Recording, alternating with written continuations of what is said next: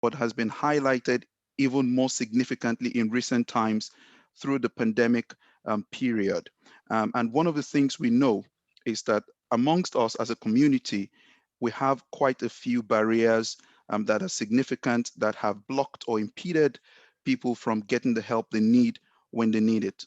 Mental health is absolutely critical. It's crucial to it's a core part of our well-being, and being able to take care of ourselves is a crucial part of our responsibilities, not just to ourselves, but to our families and to those who depend on us and also the wider community. So it's with great pleasure that we all gather here this afternoon to launch this wonderful platform and also to have some really powerful, interesting, exciting, and enlightening conversations around the matter of mental health amongst men in the BAME community.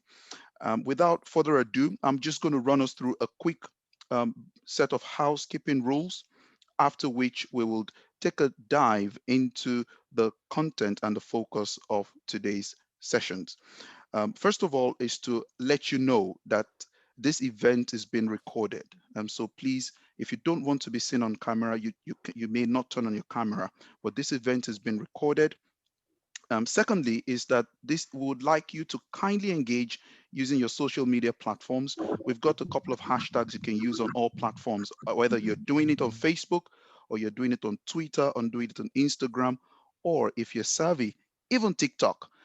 So wherever it is you're doing your social media presence, the hashtags that have been put up on the chat function, hashtag He Matters Global, hashtag Men's Mental Health, are the two hashtags we are using this afternoon.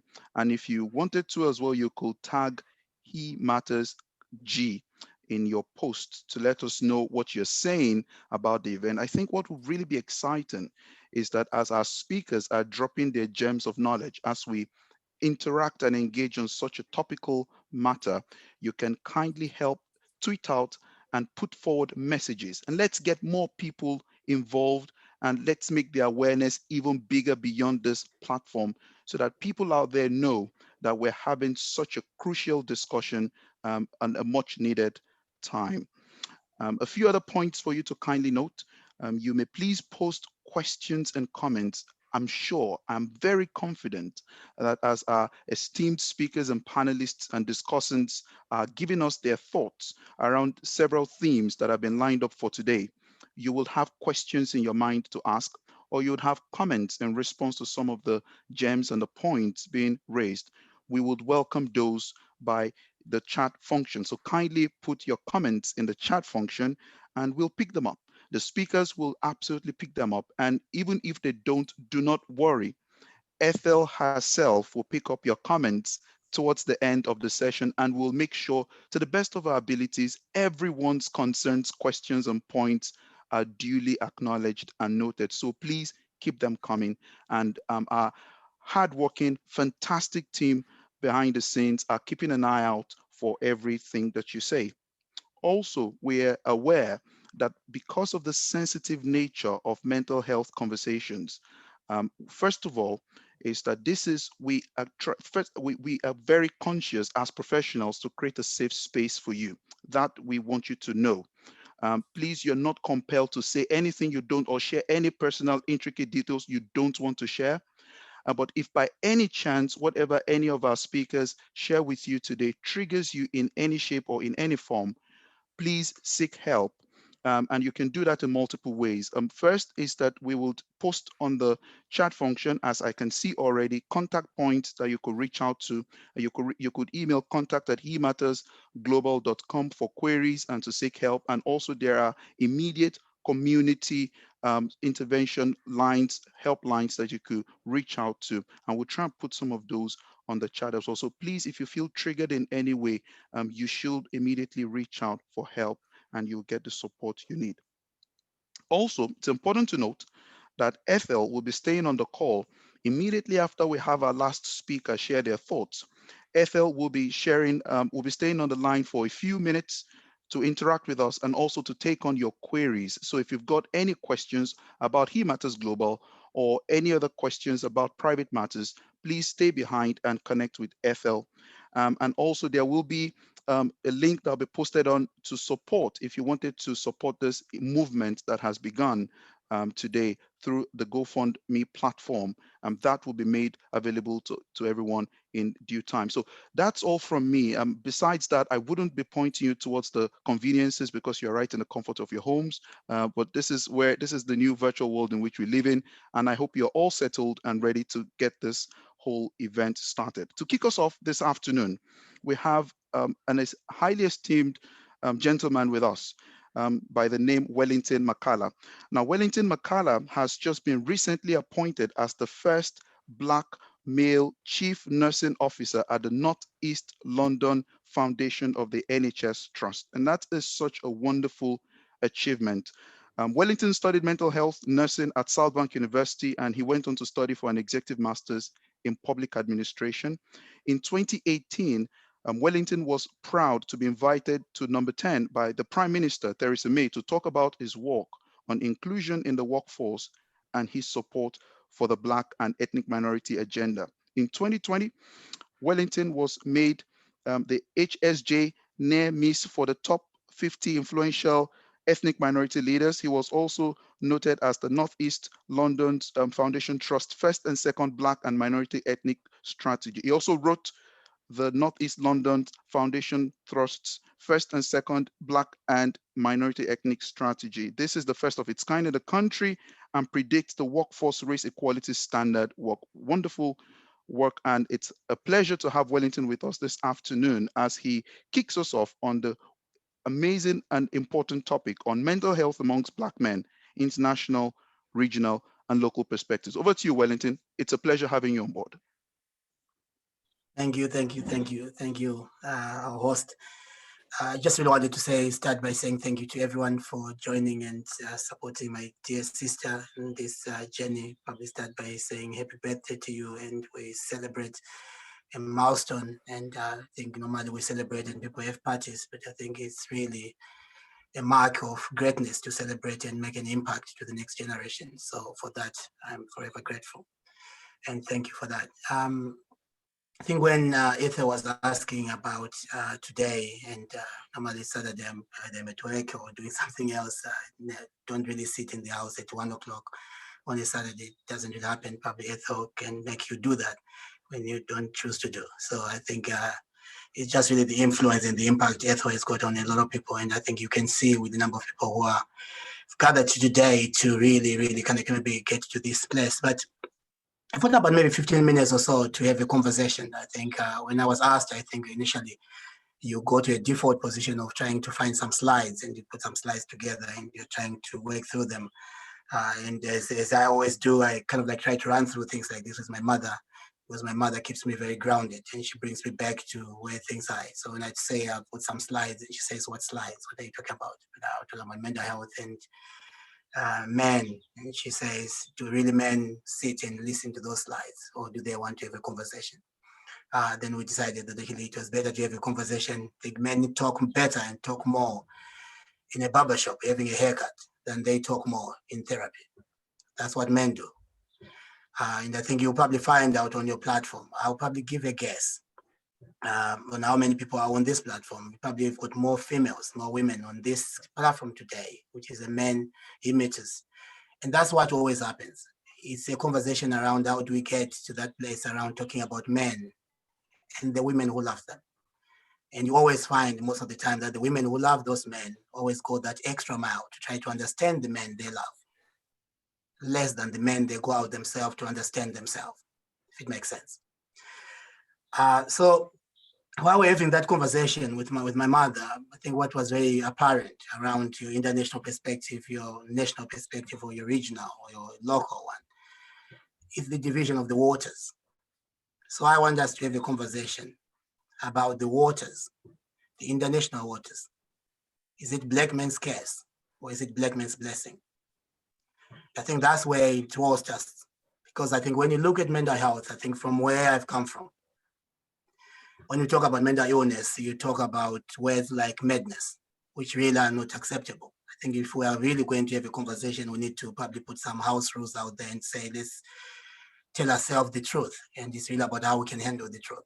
And when you talk about someone being mad in where I come from, the village where I was born, the farm I was born, you're talking about people who are running out there naked. And that's what it means. So it really then starts from this place of strength and the place of weakness at the same time around how the system so much changes, how when you move across the waters from one place of locality to another place which becomes regional, it becomes international, what does that really mean for you as an individual? And actually that change. Where I come from, if you speak to an elder and you look them in the eye, you are told that you are very disrespectful. Where I am now, when you see a sit down, you are being interviewed in a mental health assessment or a police interview, and you don't give eye contact, they say something is wrong with you. So there is a challenge around the roles reversal, roles lost. I think we are coming from a generation, I think, where the understanding of where we are from where we are born in the other side of the waters, it's very different. I think our forefathers, our fathers, the roles were very defined, very clear about what a man is expected to do, what jobs they're supposed to do, what qualifications they're supposed to do, and how their life needs to pan out. And what do they do when they go to work? What do they do when they come back? The whole sense of being a breadwinner, the whole sense of being the head of the family, the whole sense of being a warrior, a king of your own kingdom. So you are coming from that state of a more defined, very clear picture of what that looks like. And then you kind of like land into the other side of the waters where all that is taken away. I come from Zimbabwe, which is the whole country had 2 mental health units, 2 in the whole country. And I sat in London where you are looking at maybe one STP has got 5, 10 mental health units. And you start asking the questions, what has changed? And actually you start really asking some of those questions. And I think the challenge which we've got around how when we land to some of those waters, I think becomes a bigger challenge. Our strength becoming our weakness. Our uncles, I think I remember one of my uncles, when he said that you could hear his ancestors speak. Like everyone would go around them and clap. It was an honor to hear some of those people and say that they hear voices. It was an honor. If he was here and he's talking about hearing his ancestors, you'll be sectioned. So there is that part about like, how do we start understanding and trying to make sense of this man who has been uprooted from everything he's believed and is known into a very different sphere. And like, how do we then support him to start having a different conversation? And the challenge of men in this other side of the waters is we were brought up to be strong. We're brought up to be bold. We're brought up not to be weak. We're brought up not to cry. And when you cry, you go outside and you come back and you hold it together. And you're now expected to cry. You're now expected to do things which you're not used to do. So there is that part about actually, as we really reach into He Matters Global, how do we really start having conversation with the real men? How do we really start touching that real man, that man who struggles to be weak, but actually who needs to be told that it's okay to be weak sometimes.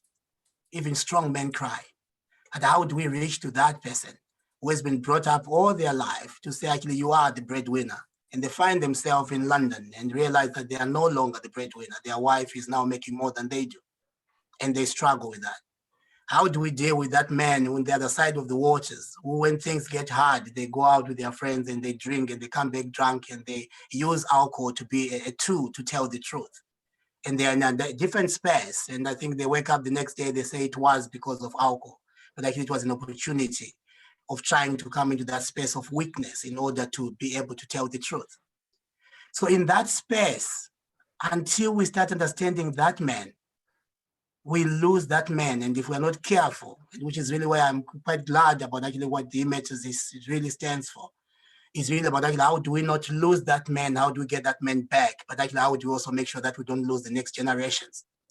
Because it's so easier to lose the next generation because we've lost the previous one. But you have got a group, a bigger group. I think there are different nationalities on this platform. I can speak from the Zimbabwean nationality. And one of the biggest challenges in UK in the other side of the waters for the Zimbabwean is homicide, the number of people who are killing each other in relationships. It's really a terrible, terrible place to be. But actually it's that whole thing around actually when you hear some of those stories, that whole part around the loss of sense of identity, the loss of sense of knowing what's right and what's not right, the loss of sense of control. and how that is really impacting. And actually the same man doesn't lift their hand and ask for help. And what do you do when you are you are that woman who loves that man, who's not prepared to go out there and ask for help? So there is this part which I think I was thinking this morning around, as the man struggles with this mental illness in these terrible waters which divides us. As the man struggles in this space, we start to realize that actually men can agree to have a leg problem. Man has got no issue to have a hand problem. Man has got no issue to have a problem every other part of their body. They can lift their hand and get help. But man has got this understanding that the head is not part of their body. So when it comes to head matters, when it comes to mental health issues, we struggle to be able to go out there and actually look for that help. And the line between being well and not being well is very thin. And the situations around that, where you are in the other side of the waters, becomes more difficult. But I think there is that part around the hope, around actually maybe as we step into this arena and actually starting to have conversations in an area which is probably more relatable. I remember, I think I was in Hertfordshire and we were having this conversation with Ethel at one point around COVID starting, and people were talking a lot more around the well-being and how the well-being was going to support and therapy and IAP, people coming in and having those conversations. And very few Black men went to those conversations because they are not geared that way, because we struggle with actually being able to reach out to things like those IAP. But we are quite good at reaching out to conversations. Ask me to come to go to the barber shop, get me there and have the conversation with me there. So there is something around actually as we move across the waters, our conversations with men when it comes to mental health, we need to find them where they are rather than us still asking them to come where we are. So there is that challenge. But I am really convinced and really, really excited around the speakers which we've got today. Then you also go to the other side around men and mental health, and you start to talk about the shift around the waters, around the religion. And I was taught that actually, if you are religious enough and you become unwell, that means your faith is not strong enough. Then you struggle with that because you have been made to believe that the faith will save you. And then you struggle when the faith is not saving you the way it's supposed to. So you will hear speakers talk about the faith and the impact of mental health. You will hear a lot of discussions.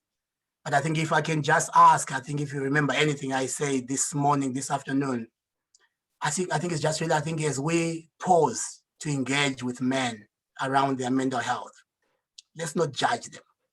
Let's find them where they are. And I urge our sisters who are on this call that you continue to love them. You continue to support them. Because I think it is sometimes because through that love that you are able to get them on the other side.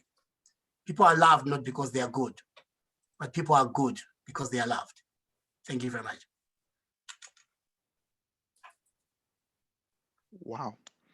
Thank you so much for that, Mr. Wellington Makala. Very succinctly put, you have hit and touched several nerves in that short but wonderful talk you've given to us. You've highlighted some of the conflicts that we have found, either from cultural backgrounds and coming into a Western context and having to live on a reversal of roles, for example, or culturally, some of the elements expected of us behaviorally that have created an image or an identity of manhood, which has put us on the facade and has also put us in trouble when we start to really struggle and need help and not wanting to cry out for help, because in your words, we have been told that real men do not cry. Thank you very much, sir, for that. I believe there are quite a lot of comments dropping in the chat. People agree with what you're saying, and I'm sure that at some point we'll gather some of those thoughts and we will pick up questions again and also comments in a minute. But before we do that, I'm just going to move us on very quickly onto the next set of conversations we're going to have, which is going to be a discussion session that will be chaired by Chris Zikiti. Now, Chris Zikiti is the author, is an author, and is also the head of programs, transformation and delivery for NHS England. And he's a qualified mental health nurse himself, and he'll be facilitating a discussion on how the family unit and community can support the campaign in suicide reduction against Black men. And joining Chris Zekiti on this panel of discussion will be Dr. Charles Stephen. Dr. Charles Stephen himself is an entrepreneur, a public speaker, and a personal development coach who is passionate about equipping communities with sound philosophy of self-development and living a focused life of purpose. Charles will chronicle a personal lived experience of losing a family member to suicide. And also joining the discussion will be Pastor Nick Dube. Pastor Nick Dube is an author, coach, and speaker, and he's passionate about helping men and young people develop and maximize their leadership skills. He has served in church leadership and ministry for over 20 years and as a pastor for 10 years, and is also an independent certified coach, trainer, and speaker mentored by John C. Maxwell, whom we all know. Nick will be discussing ways of addressing suicide amongst pastors, which, if I may add, has skyrocketed in recent times. So I'll hand over to Chris Zekiti to carry us on this panel conversation. Chris? Great. Adi, thank you very much. And it's great to be here. And Ethel, thank you for the invite. He Matters is actually, it's critical, especially during this pandemic. Mental health has become even more and more important. It is such a privilege to have this time to talk to Charles and Nick, and for Charles and Nick to share their own experiences. And thank you for everyone who joined. And I hope this discussion will highlight some awareness around the issue of suicide in Black men. I'm going to start briefly with talking to Charles and Nick and just give them some few minutes just to talk a bit about why they are passionate about men committing suicide, and also their personal story in how they got involved in this agenda or in this movement. Charles, if I start with you, just to give us a summary of your story, that would be really helpful. Yeah, thanks a lot, Chris. Thanks a lot, Ethel. Thank you, everybody. My name is Charles Stephen. I hope you can all hear me. Yeah, it's great to be here. I've known Ethel for quite a number of years. So when she approached me and asked me to share my story in this platform, there was only going to be one answer, and that was going to be yes. And she's a wonderful person. She's a great mentor to a lot of people, and I really look up to her in that respect. Now, the reason I'm here is to tell a bit of my personal story. I lost my brother to suicide. His name was Stephen. In 2003. It was actually April 2003. He was still quite young. He was only 25 years old then when he passed, and that was a huge blow to the whole family as a result. But very unfortunately, well, I'm originally from Tanzania. I live in the UK at the moment, but he passed away in Tanzania, and the way things are done in Tanzania, usually suicides are treated as a taboo, and people don't talk about them at all. And that was certainly the case in my family, that we never really approached this crisis head on afterwards, as in really addressing the issues, really addressing our feelings and our emotions and what we felt about it. And we didn't do that, and we just buried that, and nobody really talked about it. But personally, I really struggled with it, and I'm quite sure the rest of my family did as well. And what I struggled with the most personally was the fact that I looked up to my brother, and I always considered him a better man than I was. And so his death really made me question my reason to live, really. Not that I was contemplating suicide or anything that extreme, but it just made me feel guilty to be alive, because it made me feel that if he didn't deserve to live and he died, and why am I still alive? And I really struggled with that. But also you have lots of regrets, as things like, should I have seen the signs? Should we have done things differently? Should I have engaged with my brother more? Should I have spent more time with him? Should I have been more in contact with him? You think of all those things that you haven't done, and that eats you, because you don't have a place to vent them out. You don't have a place to really sort of pour yourself out, if you like. And like what the previous speaker was talking, sometimes it's really difficult for men to do that. So I really struggle with it. But one place I could say that really helped me was faith. I found faith when I was really young.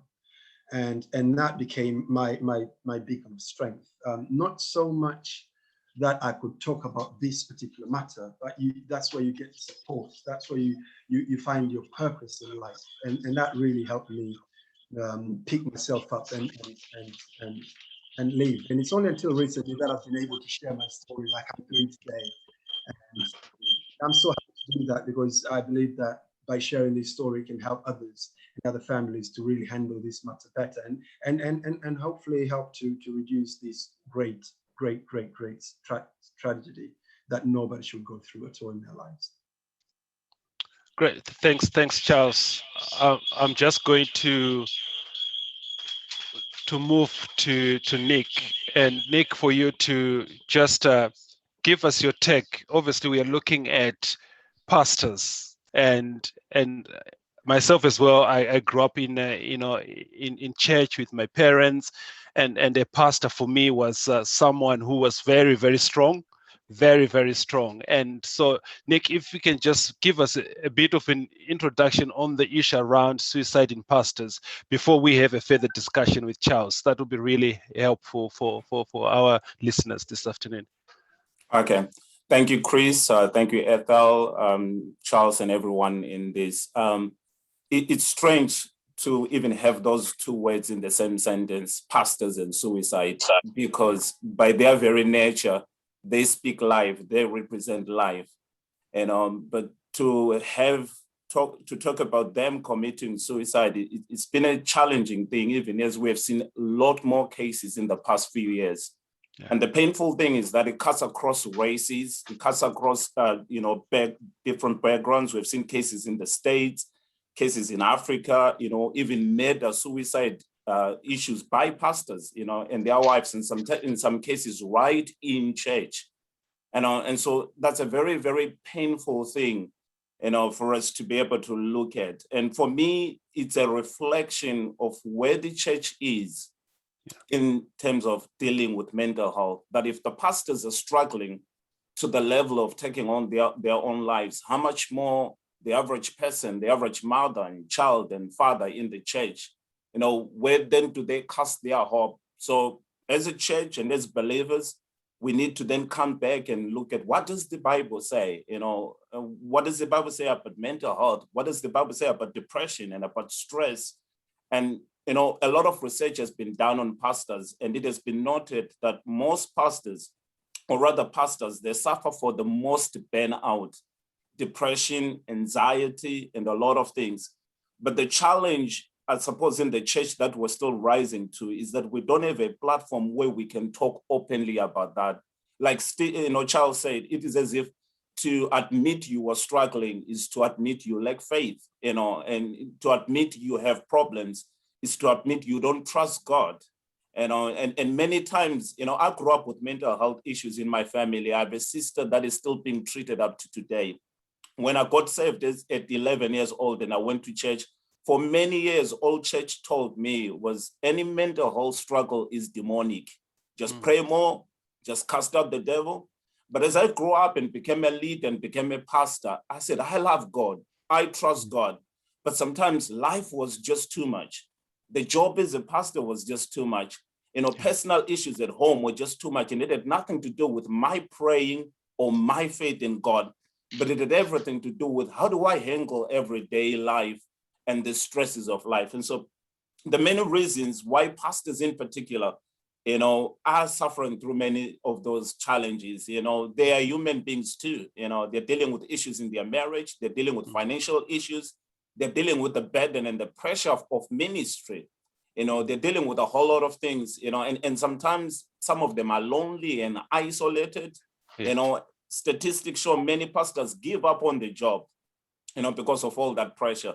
But also the challenge we are supposed to need to start the conversation is, what does that say about how the church is dealing with it? If the pastor himself can't admit, I always love the story of Jesus, when he said, look at my scars, touch my hands and look at my scars, because it's not about the resurrected me, but it's also about the scars that I've been through.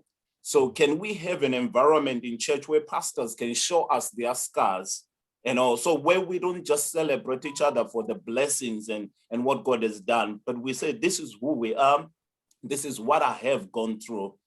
Can we, I'm amazed with a lot of mental health professionals on this platform and in different churches. And as we've spoken about it, can that not be part of the church culture in having supporting teams that work with the pastor?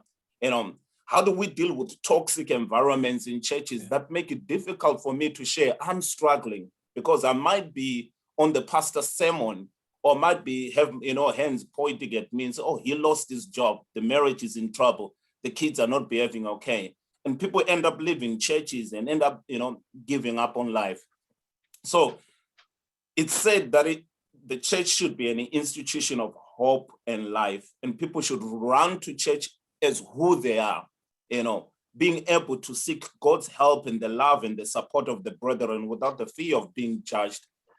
But it's not the case all the time. We have work to do, and maybe we'll pick up on some points as we just discuss further on. Thanks, Chris. Yeah. No. Thanks, Nick. And I've got a few more questions for both of you, Charles and Nick. And the next question, if it's okay, just to give like a 2-minute response so that I can get to the other questions I want to ask you. So, Charles, your story, it's absolutely, I felt it as you were talking. And what I wanted to find out from you is around what has been the impact to your family, especially when you start thinking about the stigma associated sometimes with suicide. What has been the impact to your family, and how have you dealt with it as a family? Oh, thank you so much, Chris. It's like I said before, it's quite unfortunate that the culture in Tanzania, and that could be said with a lot of African countries, is that when it comes to these matters, people tend to just duck their heads down under the sand and pretend nothing happened, basically, and not really address the issues. And that certainly has been the case in our families, and that has caused a lot of problems. I can certainly speak for myself that I lived with a lot of grief. I lived with a lot of disappointment. I lived with a lot of finger pointing, even sometimes, because at the time when my brother committed suicide, I was actually here in the UK. So I started blaming those that were in Tanzania with him, like if they did more, if they supported him more, if they did this or if they did that. So there was a lot of this blame game going, but then we didn't really address that issue, and therefore there was a lot of what's the word, bitterness and resentment even, but it was all unexpressed, all undealt with, and as a result you tend to live with that, and that leads to lots of other problems in family relation and family structure that causes a lot of problems. But it's quite unfortunate that I never really got the time to address that as a family. In that way, because that's how the culture is done. It took me many years to really come to the other side and really get that total healing, and it's mainly attributed to my faith and the fact that that's where I got hope, that's where I got the sense of purpose, really. Yeah. No. Thanks, Charles. And the issue around talking, I think it's a theme, isn't it? And Wellington, Makala earlier on spoke about the issue around talking as well, which was really great, Wellington, to mention that it seems as if it's a theme that we need to talk more. And so, Nick, obviously, like I said, a pastor is seen in a different light in a society, in a community. What is the impact? So if a pastor ends up committing suicide, what's the impact to the community, to the church? I mean, if you look at us as Black people across the world, we never went to therapy. We never did professional counseling, but church was our go-to place. Of all the places, church is our source of hope. Church is where we believe, all our burdens will be lifted. And so when a pastor takes their own life, you can imagine, the hopelessness, if a man of God, who talks to God, hears from God, delivers all this powerful ministry, cannot have hope to live. How much more for me as a man, if my life is breaking down. So it is a serious impact, in terms of, the people that we look up to, in terms of the support systems in church. Yeah. And just the hope of going to church. I mean, we grew up in church, it sustains all our lives. And if my pastor takes their own life, it's almost like, what's the point of living for me as a man, as a husband, as a father? Where is the hope? And it also destroys a very critical place that is supposed to be a place of refuge, a place of support, a place of sustenance. And I think we have cornered ourselves as a church that way, in not being able to address these things openly and adequately, yet they are everywhere in the Bible. I mean, imagine case in point, Job, we know all about Job, loved God, trusted God, but in one day lost everything and was in a state of depression for some time. Elijah, 24 hours ago, he was anointed, bringing fire from heaven. The following day, he was wanting to die and commit suicide and say, God, kill me, in a state of depression. David, much of the book of Psalms is about David in depression. We read, oh, my soul, my bones are dry. The guy was running away from Saul for 7 years. Actually, in one point, he had to pretend to have lost his mind and started barking like a dog. So the church needs to reopen the Bible and say, God is interested in your spirit and in being spiritual. That's true. But also God is interested in your physical body and physical wellness, how you eat, how you rest, how you exercise. But also God is interested in your mental and emotional well-being. That's why in 3 John 2, he says, beloved, above all, I wish you will prosper as your soul prospers. The soul is your emotion and your thinking. So there is no prosperity in business, in finance, in marriage, if your thinking is not prospering, if your emotions, how you master your emotions is not prospering. But I feel like we are not taught well enough those things. We are taught, be prayerful, be powerful, be spiritual, but we are not taught the detail of how do I deal with anger when it comes? How do I deal with hopelessness? How do I deal with, I just lost my job. I can pray, but the thoughts going through my mind right now, not spiritual or prayerful, the feelings of dejection and failure as a man are not high. We don't live on that. Church ought to give us Sunday equipment that makes us answer Monday problems and not just live on a high. Yeah. No, thank you. That's powerful, Nick. That's really powerful. And it's putting things into context, and thank you for that. And I can see some messages, coming through from our audiences, and which is just, acknowledging some of the points you're both raising, Charles and Nick. So coming back to our main focus, for this conversation, it was around how family and community can support the campaign of suicide prevention, amongst Black men. So how can family and community support? If I start with you, Nick, first, and then go to Charles, how can family and community support this initiative? And I'll give you about 2 minutes to come. Yeah, how best we can support this. First of all, I think I'll start with pastors. Just like Jesus, don't be afraid to show your scars. Be human, be yourself. You don't have a supernatural mind yet. You don't have a supernatural body yet. No matter how anointed you are, you need help, you need support, you need people around you. Jesus, being God, the very first thing he did was delegate. And because he can carry everything himself.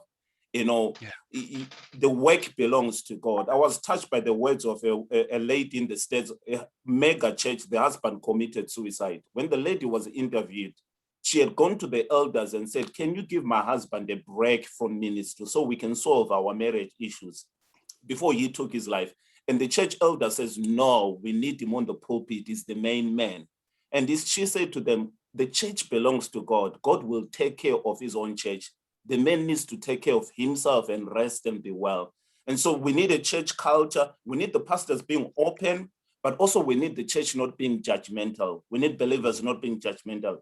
Yes, leaders have to live by example, but we need that space of them being human. Let's preach about it more. Let's make it part of our preaching in young people, in ladies ministry, in couple seminars, in all our conversation. Let's make it part of everything. Let's utilize the health professionals in the church and form a counseling department that works with the pastor, helps the pastors with issues of trust and confidentiality, so that when people share things, they don't end up on the announcements or on people having coffee. So let's develop those professional ethics that sometimes rob the church, of being able to be a place where people can feel free to be themselves. So let's develop all those a clear access to resources. Let our mental health professionals tell us, if you're struggling with a family member, this is where you go. This is where the support is. When people are sick physically, we lay hands on them and pray them, but we encourage them to go to the doctors and take their medication. Let's also look at the mental and emotional struggles. Pray for people, but have systems that can deal with mental issues, emotions issues, and address them, because the Bible is a balanced, holistic thing. That's why God made us spirit, soul, and body. Let the church rise and address all those issues, and not just the spiritual side only. But let's create an environment that is non-judgmental, that is not competitive. So if me and my family are struggling, I've lost my job, we don't have the latest car, we shouldn't feel judged in church. And the final point is with church is, if we don't create that environment, we end up having people live in church. But my senior pastor always says, people don't live churches, people live people. People live toxic environments, they don't live churches. And so we have a lot of work to do in creating an environment that is not judgmental, but that allows people to be helped and supported. That's what church is all about, Most of you guys are working in the health sector. How would you feel if you walked to a hospital and you were surprised that, what are all these sick people doing here? That's what the hospital is for. So you shouldn't go to church and say, why is she having problems? Why is there marriage? That's what church is for.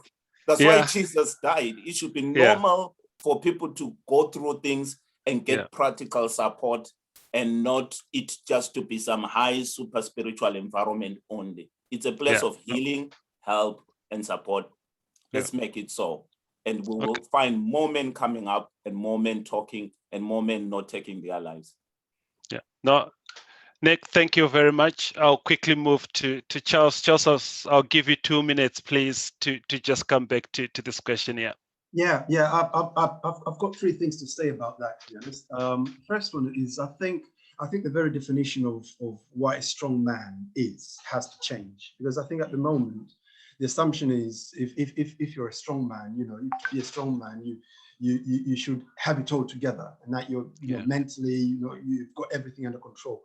And I think that's a fallacy, and it's what really drives a lot of men into even more frustration, because when a man feels like he's lost it, he feels like he's an odd one out, which really leads me to the second point, which I think we need to normalize these conversations about mental health, conversations about failure, conversations about not really feeling like you've got everything together. And I think the more we normalize them, the more we have this sort of conversation, the more we have spaces like these, I think men would feel more at ease to talk about them, because they realize they're not alone. You realize that everybody is going through the same boat. And the last thing I have to point out, I think it speaks to the next generation. I think as men, as fathers, for instance, I'm a father of two boys, an 11-year-old and a 7-year-old. I think we need to start allowing ourselves to express our feelings to our children and our family. In a sense that as a father, I need to be able to show my children that I'm feeling down, that there are things that are not going the way I thought they would go, and that is not a good place to be. The reason I'm saying that is because, and this is out of reflection, so many fathers, what they tend to do is they have all these things. There is only one way they vent out their issues, and that is through anger. So every time they come home, the only way their family knows that dad is not going through a good patch is when he's shouting at everybody, when he's angry, when he's locking himself away, that kind of thing. So I think it's very important to have this variety of emotions that we can express, but also we can talk about these things with our children, because that way when they grow up, they will learn to express themselves as well. Charles, thank you very much. And I think the issues you have raised. Honestly, I picked up a few things around, the culture of silence in communities and churches. Don't be afraid to show your scars, Nick said, and the issue around the impact on family and community, and trying to normalize the conversations. On that note, Nick, Charles, I want to thank you. Thank you for sharing your stories. Nick, thank you for sharing the issues around pastors. Charles, talking about your own personal life, personal reflections. That's really powerful. And those who are listening, I know the time it's not always enough. And I would love to come back. I think Ethel and I were talking about this, that we need to come back again and continue a discussion with Charles and Nick. And they both agree that actually this is not the first, but this is just the beginning of our conversations. But I just want to say again to the two of you, thank you so much for sharing your reflections. Back to you, Ade. Thank you. Wow, thank you for that, Chris and Charles and Pastor Nick. What a wonderful conversation you've had, and wonderful sets of points and wisdom you shared, and everyone in the chat have been saying how much they agree with the points that you've said, and thank you for those very balanced and very thoughtful contributions. We have a few comments coming up in the chat, and I'm just going to read one or two of them out. I may not necessarily take them in terms of response at the moment, but we'll create a bit of space for us to take up that. But I just didn't want us to lose the thoughts, because I think they're coming from a place that is important. But before I do that, just wanted to say again, if you feel triggered in any way based on the conversations that's been had this afternoon, by all means, please reach out for help. The He Matters team have put in the chat where you can contact for help. You can contact He Matters directly, or you can also seek help from your local community intervention teams. Please reach out for help if you feel triggered in any way by these conversations. We do understand the sensitive nature of the discussions we're having this afternoon. And also, we will create the space for us to have this chat with Ethel later on in the event, just after the program is finished. Now, quickly, I'm just going to read this because we're running 10 minutes behind schedule. I'm going to be very swift with this before I hand over to our next speaker, who has already been spotlighted, and I love his wonderful smile. Someone said, I really struggle with the concept of religion, especially in the African concept as Christians. I find this as a huge problem and a great source of cognitive dissonance. And I think Pastor Nick has very aptly addressed that, and has also shared some wonderful nuggets for you to take on board on how we could start to deal with some of those issues, especially. There was another point that was raised by someone else who was asking a question. This has not necessarily been thoroughly addressed, but we'll leave this till later. It says, is the portrayal of Jesus as white in Christianity, oops, I'm losing it. Yeah, got it back. As white in Christianity, and the role of Christianity in the subjugation of African people through slavery, colonialism, and the continuing experience of racism plays a part in the propensity for some of our young men to be confused and to take their own lives. That is now speaking more to the portrayal of Christ as white, and also the role of Christianity in the subjugation of African people through slavery, colonialism, and our history. So it's marrying quite a lot of social issues, social and historical issues there. We don't yet have definitive response to that from the conversation we've had, but I'll leave that to Pastor Nick to brood over it, and maybe at some point we're going to come to that at the event. But for now, we're going to move right on to our next speaker, who is excited to meet, by the way. His name is Arthur Marara. Now, Arthur is an attorney, is an author. It's a wonderful way. An author who is an author. Yes, it's wonderful. A speaker and a coach. Arthur is a Superior Court attorney, and he was admitted as an attorney, conveyancer, and notary public by the High Court of Zimbabwe and registered by the Law Society of Zimbabwe in 2009. Arthur is a celebrated author, I like that, who has written books that are being used in primary and secondary schools in Zimbabwe. He's a phenomenal keynote speaker. He's got raw energy, he's got a delightful humor about him, and he's got a wealth of experience he's going to share with us this afternoon. Now, Arthur will be speaking to us on the breaking the barriers to accessing mental health intervention for Black men. Arthur Marara, it's great to have you on board, sir. Over to you. Thank you so much, Inga. Guys, can you just kindly confirm if you're able to hear me loud and clear? Ethel, you're looking awesome, eh? And congratulations on this wonderful event. I'm so excited about what you're doing. Pastor Nick, I really enjoyed the conversation. So have you been told, guys, I'm a lawyer by profession. I'm not a psychotherapist, but I'm speaking here from a perspective of someone who's very, very practical. So the type of work that I do involves a lot of mental anguish. We have to sell people's properties. We need to sue people. We need to harass people. We need to threaten people. We need to shock people. That's my background, eh? So I've really seen things from a different perspective. But most importantly, my life as well as a speaker and dealing with people almost every day has taught me one thing that I all want us to understand. People have issues. And I need to stress this point. People have issues. So on my phone, before it was banned, I received on average not less than 500 messages every day. And these are 500 messages of people who have got issues.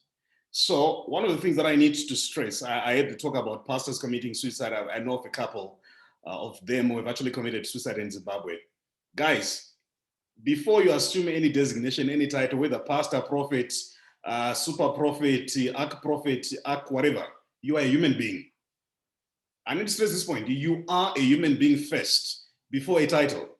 So before I'm a lawyer, I'm a human being. Before you're a prophet, you're a human being. Before you're even a counselor, you're a human being. Before you are a slave queen, you're a human being. Before whatever, you are a human being. I think we miss that so much. And once we miss that point, we get to be under so much pressure. So for me, I really don't get shocked when I hear that so-and-so is involved in a scandal. No, I don't. Why? They're a human being. So society has got so much standards, so much expectations because they are given X, Y, Z titles. So I really think for us, we need to be that practical where we get to accept our humanity and we need to learn to look for help. That's very important. So I'm an inspirational speaker. I love inspiring people. I love talking ideas, sharing ideas. Guess what? I also got my down moments. I also got moments where I need to speak to someone. I've got those moments where I also really need to do a call. I need to say, guys, I'm not okay. X, Y, Z is happening in my life. What can I do? I want to get this. So don't get and don't allow whatever position you're in society to get into your head. This is the main reason why people are not getting for help. Why? Because what are people going to say? Because people look up to me. Dude, the reason why people look up to you is because they actually think your things are happening. And in order for you to be more useful, you rather go and get help so that you can help other people. So for me, I really think what Ethel is doing and with the wonderful team is quite a phenomenal exercise where you're reaching out to people. For a long time, the focus has been so much on ladies, women, but we neglect that ye, the men, also matters. His mental well-being also matters. You'll be shocked the expectations that society put on us as men.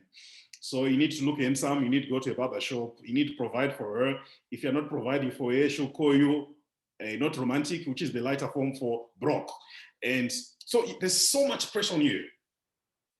And if you're not doing anything, you'll be sent some pictures from Instagram showing you what other people are doing, what other spouses are doing for their spouses, and you're just there. So men go through a lot of things, guys. And I really think for us, it's very important for us to prioritize seeking for help. So I really think it's very important for men, number one, we need to nurture a culture of communication. Nurture a culture of communication. For a long time, and this is a society that I grew up in, where you're told that men don't cry. Men are strong. If you're asking for help, they say you're weak. If you're saying, guys, I'm not okay, they say you're weak. Even in African setup where I come from, pretty much you can't even say I'm not well. Why? Because if you're a man, you need to be strong. You need to be fit and so forth. When, truthfully speaking, you are actually facing problems. So I really think we need to normalize a culture of communication where we admit and accept our humanity. And once we accept our humanity, it's not a sign of weakness. That's a sign of strength. People who ask for help are not weak. People who ask for help, they are strong. And I think we need to normalize that people who are actually strong, they know that they actually need help. And you need the help that you can also get from other people. So I really think it's very important for us to normalize a culture of opening up. And secondly, I also think it's very important to be as real as possible. You see, those guys who don't know me, if you Google on the internet, there are quite a number of search results that come. People are looking for who is my wife, my net worth, where I stay, and so forth. On my birthday, my photos were posted and many people were screaming. And I'm like, oh, okay. So if I'm not careful, I can actually allow all these things to get into my head. And the next thing, I pitch my life at an unrealistic level. Why? Because I need to keep up appearances. You are not in a competition with anyone. You are not in a race with anyone. Your race is to identify your purpose, live it. Your race is to identify what God has called you, live that. You should not be obsessed with competing with people. And I think this is one of the reasons why many people are actually not going out there and getting out, because we're trying to keep up with what our neighbors are doing. And because of that, we lose out, we miss out. Many of you guys, know the company called Eastman Kodak. Eastman Kodak, there's a guy who is behind it called George Eastman, a billionaire. He committed suicide after doing some wonderful things, sponsoring university libraries, massive philanthropic works. The guy commits suicide. So it's not like people don't have money. There's a time where you realize, no, this is actually meaningless. But this is the reason why I'm saying people have issues at a spiritual level. Jesus was meeting every day with people with issues. And that's why I really want us to make this a habit where the same way if you're not healthy, dentally, you see a dentist. If you're not okay mentally, see someone who can help you that. So I also think, like what I think Pastor was talking earlier on, the church is full of judgmental people. And I don't know why. We're full of people who are ready to judge. And I think it's also very important for us to nurture an environment where we surround ourselves with people who are not quick to judge us. People who are quick to listen to our stories. People who are ready to assist us. People are also happy to hear us and to challenge us. That's what I also think is very important. Then I also think it's very important for us not to be afraid of what people are going to say about you. Whether they like it or not, you're not going to stop people from thinking what they want to think. As a matter of fact, you might as well just accept that people are going to think whatever that they want to think. Embrace that, make that normal, and guess what? Live your life. And for me, I think many people are missing it because we try to moderate what people are going to think about us. But the point that I need to close in, I'm a lawyer, I charge by the second, by the way. I need to close by this point. Guys, a healthy man is an asset to his family. And a healthy man mentally is a liability. There is no peace in the absence of mental wellness.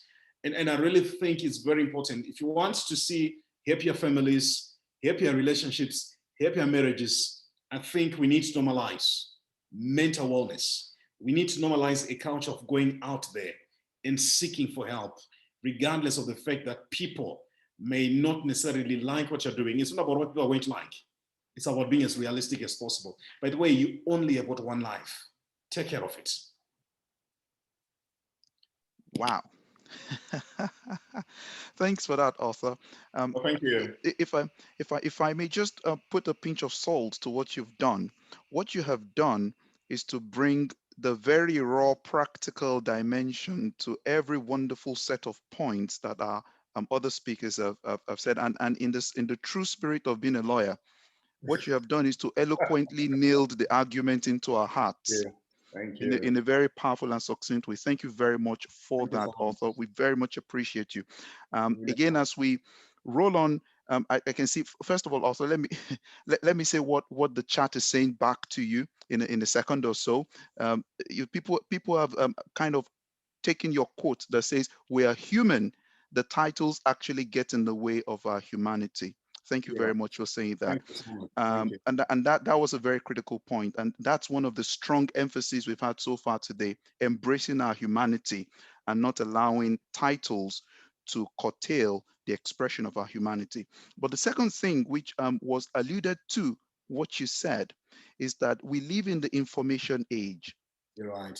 And when you said about people posting your things and Googling you and all of that, you said it, but you didn't say it. And that's the point that for those of us who are on this call, the influence of social media is not just affecting our young people, it's affecting us all as adults as well, because we have a way of trying to keep up with a certain appearance so that people can have a feeling that we're doing okay. And trying to do that, we may end up short-circuiting our own mental health in the process. Thank you very much, Arthur. Even though you did not say that explicitly, I'm only implicitly taking it out from the wonderful thoughts that you've shared. So thank you. We appreciate you, sir, for that. We're going to move on. And By the way, if you have any questions, please post in the chat. If you feel triggered by any points that have been raised so far, please reach out for help. And if you have any specific questions directed to any of our amazing speakers so far, kindly put it in the chat, put an @ in front of it. So you can say @author, for example, and post your comment or post your question so that we know it's directed to author. And if it's an open one, by all means, please do the same. So we're going to move on now to our next speaker. And it is still in the spirit of our conversations around mental health within the BAME community. And we are so excited to have with us today Dr. Peter Phiri. Now, Dr. Peter Phiri is a research and development manager at the Southern Health NHS Foundation Trust. He's been a registered nurse and therapist that has been with the NHS for over 19 years. So if I dare to say, he's seen a lot. 19 years is a long time to have seen an awful lot. And we're looking forward to hearing what he's seen in those 19 years of work. And he's gained extensive clinical experience and expertise working with adults and working age with severe mental illness in varied clinical settings, including inpatient, community, and forensic settings. Now, in 2007, he completed a diploma in cognitive therapy for severe mental health problems with University of Southampton, and he's gained accreditation with the British Association for Behavioral and Cognitive Psychotherapies, BAPCP. As he's also published a book, Cultural Adaptation for CBT for Serious Mental Illness, a guide for training and practice, and he is a reviewer for quite a few significant academic journals in the space. So what we have in Peter Phiri is not just a practitioner, but an academic through and through. And it's always wonderful when we have a careful and a wonderful blend of both worlds. Dr. Phiri will be speaking to us on cultural adaptations to mental health treatment interventions. Over to you, Dr. Phiri. Nice to have you on board, sir. Thank you, thank you, thank you. What an honor to be invited to come and join in and speak here. And once again, happy birthday to Ethel. And thank you for leading on men's mental health. And it's a privilege to be part of this. And thank you to all these speakers that have gone before and really just touch on the importance of mental health. And thank you again for sharing about your situations. So I think for just a few minutes that I've got, really just going to be talking about cultural adaptations of mental health treatments, and really mainly I'll be probably focusing on around cognitive therapy. Globalization has really given us the opportunity to celebrate diversity, but not only that, but also, for us to really live in a culturally rich world. And I always reminded about, the importance of one's identity, and, you are unique, you are one in a billion people in the population. So your identity, your culture plays an important role in influencing the way, we understand our psychological distress and the way that we seek help. And so there is a need really for us to embrace our diversity, once again, in particular as men. And I think it's already been mentioned, you are human beings, and human beings have got a heart, they hurt, and they experience emotions. So your health and well-being really does matter. Now, if there's anything really, and I'm hoping that a lot of men, whether you're black, you're white, whatever, if you're a man, and your health matters, and there is help. That's another important thing. There is help. It's really, really important to think about that. And what is there a need for us to understand about culture in the context of health and well-being, and in the context of mental health?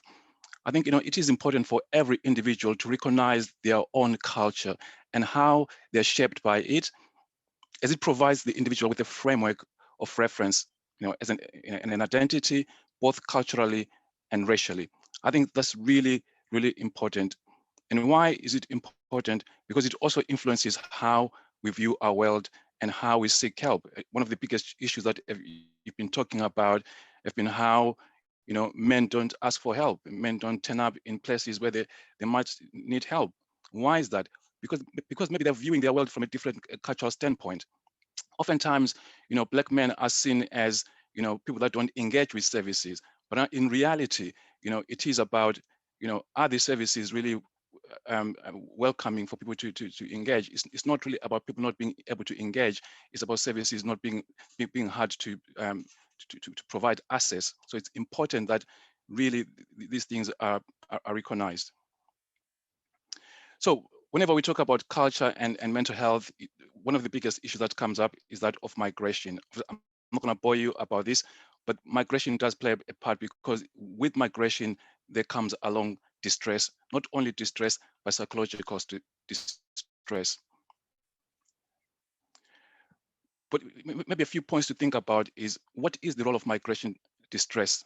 Oftentimes, a lot of people here from, whether from Zimbabwe, from other countries, you would have migrated from your country of origin to the host country right now, where you're living either in England or wherever abroad you're living.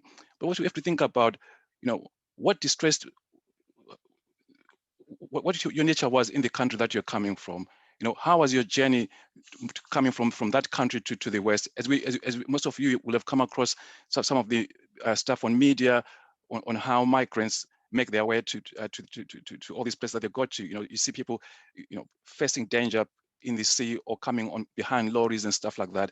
So all these factors, they do impact on migratory stressors. Some people it's because of war, some people it's because of political issues, some people it's because of abuse. All those things, people come already with pre-migratory stress factors.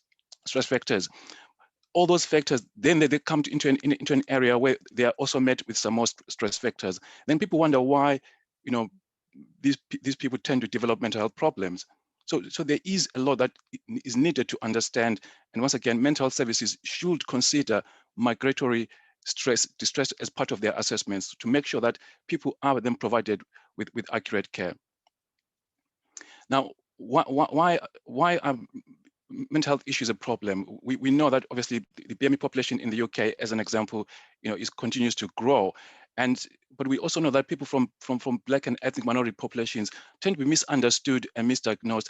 And the compulsory detention rates are very, very high. I think, the last Count Me In census in 2018 still showed that, there were many BME people in inpatient admissions. And once again, these are mental health problems that people are facing. As I say, there's high involuntary rates of admissions are high, and as well as dissatisfaction with services have remained high. But equally, sometimes people will have also had less, some of their psychological needs met within the care planning process. But hopefully some of these things are changing and actually improving. So what are the challenges? Sometimes, people, including men, are viewed as stereotyped as either big, huge, black and dangerous. I think some of you have come across some of the Sainsbury's publications on big, black and dangerous, or the vicious cycles. Sometimes people are seen as hostile or impulsive or psychologically unminded. Therefore, they don't tend to be offered psychological interventions. But equally, when discussions of culture, focus on non-dominant groups, is always about the otherness, and it doesn't focus on people's strengths, it focuses on people's deficits, and they wonder why people don't tend to engage in these types of activities. So little attention, has and is yet to be given to modifying, interventions and frameworks of practice, in particular like cognitive therapy, to incorporate an understanding of diverse ethnic populations, as well as culture, and in particular, as religion, as some of the previous speakers have spoken. These contexts are very, very important when working with people from diverse populations, including, as I say, men. So in the areas where diverse ethnic populations, there are a lot of adaptations that take place. What's always interesting is, every day we do make adaptations in our life. I think most of you will just have fresh memories of what we've been through during this pandemic, and what adaptations each and every one of you has made, both at home, at work, and every day. But what really baffles me is, so we can make all these adaptations in all other places, but we fail to make these adaptations within healthcare. You know, we're talking about Wellington. Eleanor was talking about how men maybe might prefer to talk in a barber shop or other places. I know some colleagues in Zimbabwe, you know, have developed the friendship bench. You know, once again, reaching these are adaptations to really reach out to people and make sure that people don't get left out, but they're provided with the care. So some, as I said, these are some of the challenges that we really face in terms of sometimes, you know, these groups are seen as difficult to engage, but equally perceptions of and attitudes of healthcare professionals towards either men or indeed other populations do also impact on whether people engage in services.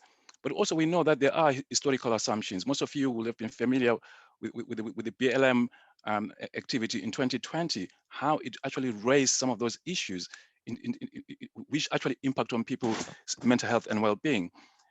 Even though for us in the UK, you know, we're really blessed in the sense that, you know, we've got, you know, the improved psychological services, you know, the IAP services. Once again, these are opportunities for people to take part in seeking help. But we still realize that the BME rates still are low.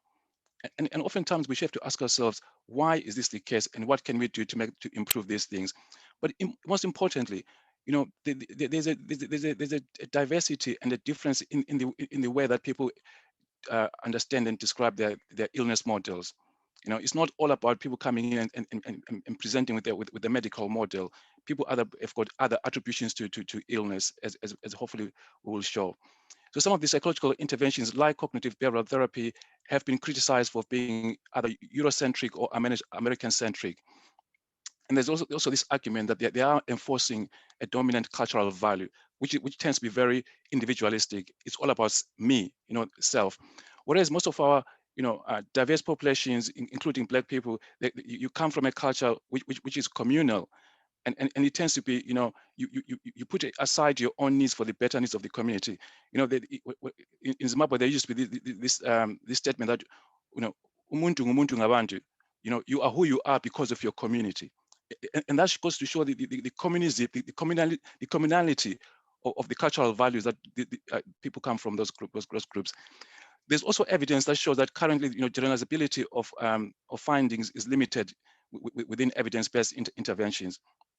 As I said, even though there's a wealth of evidence-based interventions, they still show that you know, people participating in clinical trials from BME population is very low, and in particular men as well.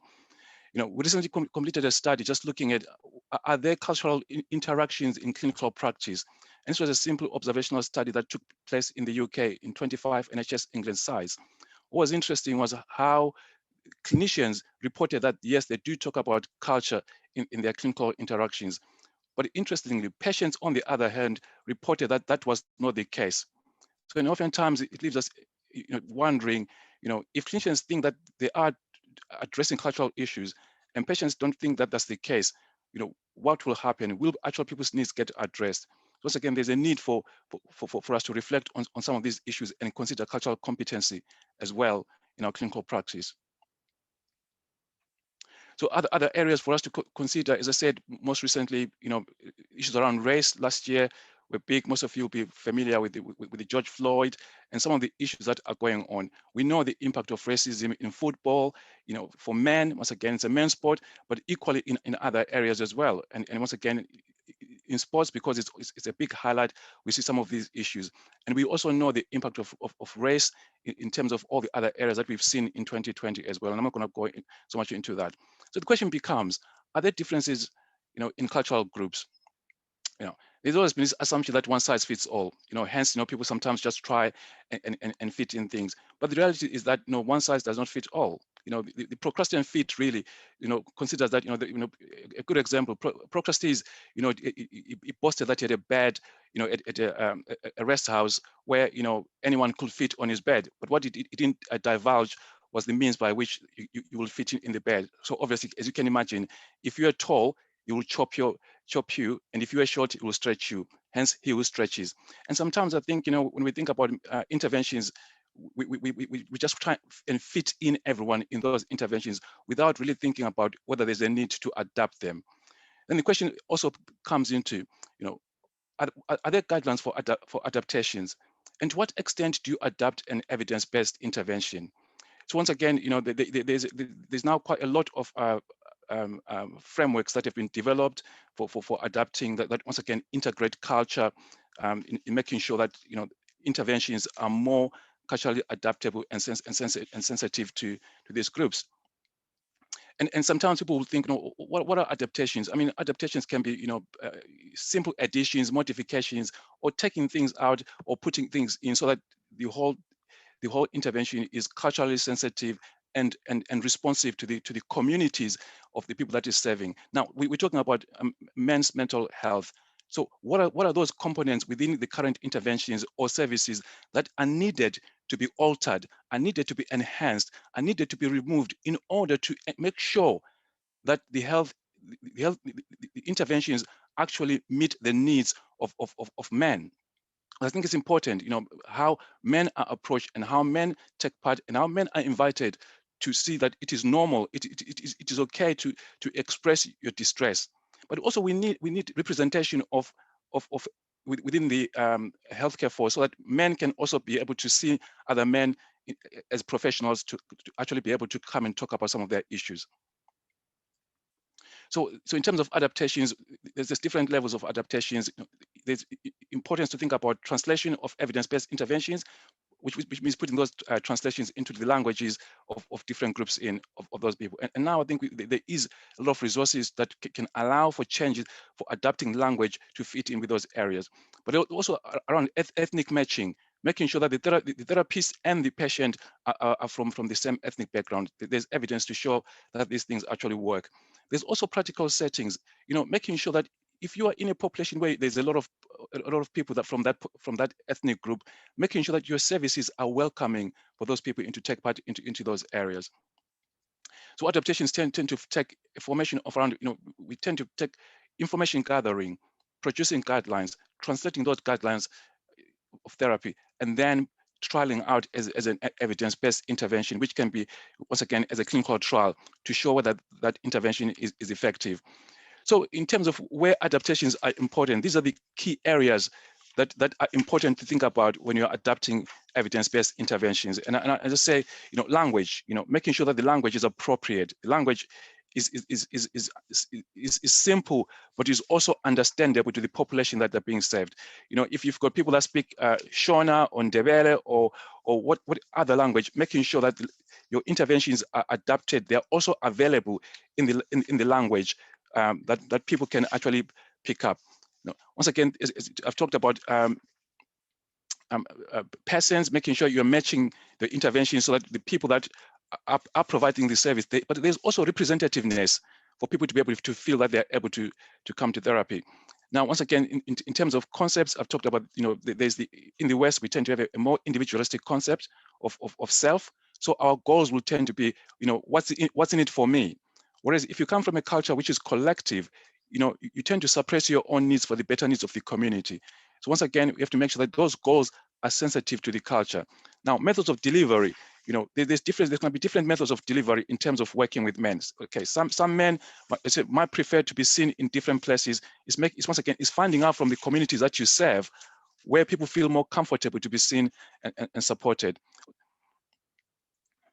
So once again, I say we did adapt CBT for Black and Afro-Caribbeans in the UK, and really got some really amazing information about what is needed to be adapted in those areas. So thinking about, once again, how people describe mental illness, people will differ. For instance, in our study, people describe mental illness as previous wrongdoing, or they attributed it to supernatural beliefs. An example here is that maybe they're being punished by God, or maybe some evil spirits were affecting them. But for some, it was related to social factors, and for some, as you can see, biological factors were almost like on the fourth on the list. And here people were talking about, my mind is not at ease. I have to bring my mind as ease. But for Black people, it was also about, they reported that being arrested was something that could lead them to having a mental illness. And this really was more about, how people keep getting stopped by police, and then obviously when they get arrested, they are fighting against that, and they end up being incarcerated. So part of that, the trauma of experiencing that. Moreover, for some, it was also obviously drug-induced psychosis, which once again can lead to mental illness. But we should be mindful of what are the pathways of seeking help. You know, for instance, for us in the UK, there's a lot of mental healthcare services that are available for people to use, but often people don't tend to present those services. People tend to avoid coming to go and see their GP, and they avoid, you know, seeking help either from their local communities, even though some people might have local communities like churches and other areas to go to. People tend to don't do that, and what ends up happening, people end up presenting via the forensic route, which is that they're arrested and then end up in prison, and from prison they end up probably being transferred to a forensic ward.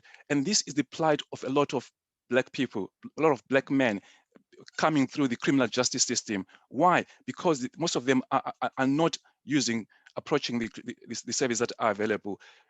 We should be thinking about what are those things that we need to make sure that our services are approachable. So just to kind of just quickly finish off, the other big issue that we often undermine is that of stigma and shame. Even for most of men that are living in the West here, you know, mental health must be understood in the context of the individual and the family, irrespective of whether they're from the from the Black community. Mental illness is still a taboo even today for some of the people that are still living in the West here. So that once again, it's very important that those issues of stigma and shame are addressed. Issues of racism as well need to be addressed as well. It's not about people walking on eggshells. It's about creating a dialogue so that people are able to express their concerns, but also that their issues are taken at face value, not just dismissed as people being paranoid. As I say, most of you will be familiar with all the challenges that we experience over the year, about the impact of racism, once again, which men also experience as well as other genders. Most of you will be familiar about the impact of Black people being affected by COVID-19. Once again, disproportionate impact of BME population was affected by this group. A third of the COVID patients were admitted into critical care, were from ethnic minority groups. We know that a lot of BME healthcare professionals were on the front line, also died of COVID. So once again, Black people are susceptible. They come from low social economic factors, the lack of health seeking behaviors, those and disproportionate numbers of them obviously working in public transport, in NHS and other areas, that actually raised the numbers of people being affected. So some of the other things to think about, especially for those that are healthcare professionals, once again, when you're assessing and developing clinical formulations, do think about the ethno-cultural, religious self-identity that people have. Think about the language people speak at home, and think about what cultural factors need to be considered in the developmental milestone. But also think about explanations of illness models. Think about the other cultural factors that might actually influence all these things. Equally, emotions and culture play a big part, where people, once again, machoism, I'm a man, I don't cry. Those issues need to be addressed as well in clinical practice and talked about. Language, sometimes it's almost like being lost in translation. A lot of people, when they must speak English, but when they are distressed, they revert to their mother tongue. And then clinicians might not understand them. So it's important that language is considered. Once again, identify appropriate interpreters that will actually make it easy for people to be able to talk about these issues.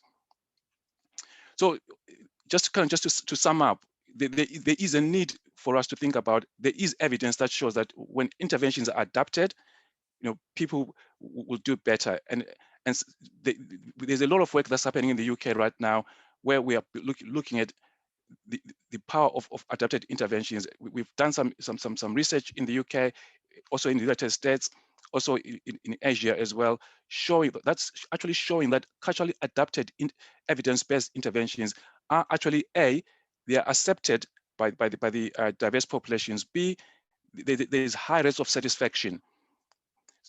But what are the challenges going forward? So for us, really, it's about making sure that we know the populations that we serve. but also we adapt our interventions to the targets that of the population that we're looking at. Right now, hematas is at a key junction really, that there's a need to think about adapting interventions to target men.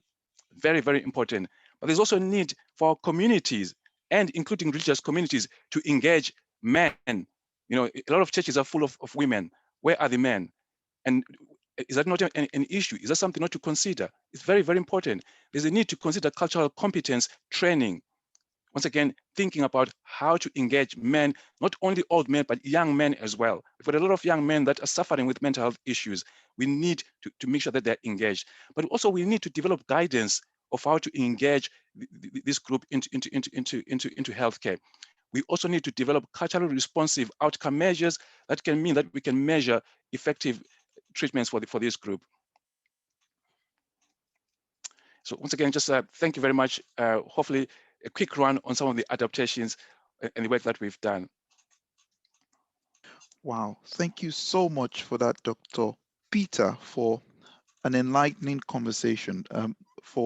As a matter of fact, I can tell you that the chats have gone bonkers with loads and loads and loads of questions, comments, feedback, interaction with some of the points you've raised. But what I really enjoyed even more about your contribution, Peter, is the intellectual depth of it, backed by research, but also how the community is critically evaluating some of those rich insights you've shared and what the implications might be in practical terms.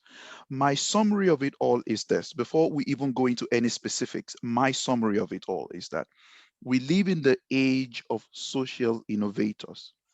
And if there's anything your points have thrown out there, I would want to encourage, and because I'm an innovator myself, so I tend to see things through that lens. I want to encourage the audience not to see these things as challenges that will weigh us down, but as opportunities for us to create solutions and interventions that could build a bridge and make our communities better for us. And what that means is that the points that Dr. Furia shared and what a lot of people are saying in the comment is actually a wake-up call to the innovator in most of us who are in the space. This is our opportunity to get relevance. We're not doing it because we want to gain relevance. We're doing it because relevance is beckoning on us to say, as a community, we are faced with challenges and we don't back down from challenges, we solve problems.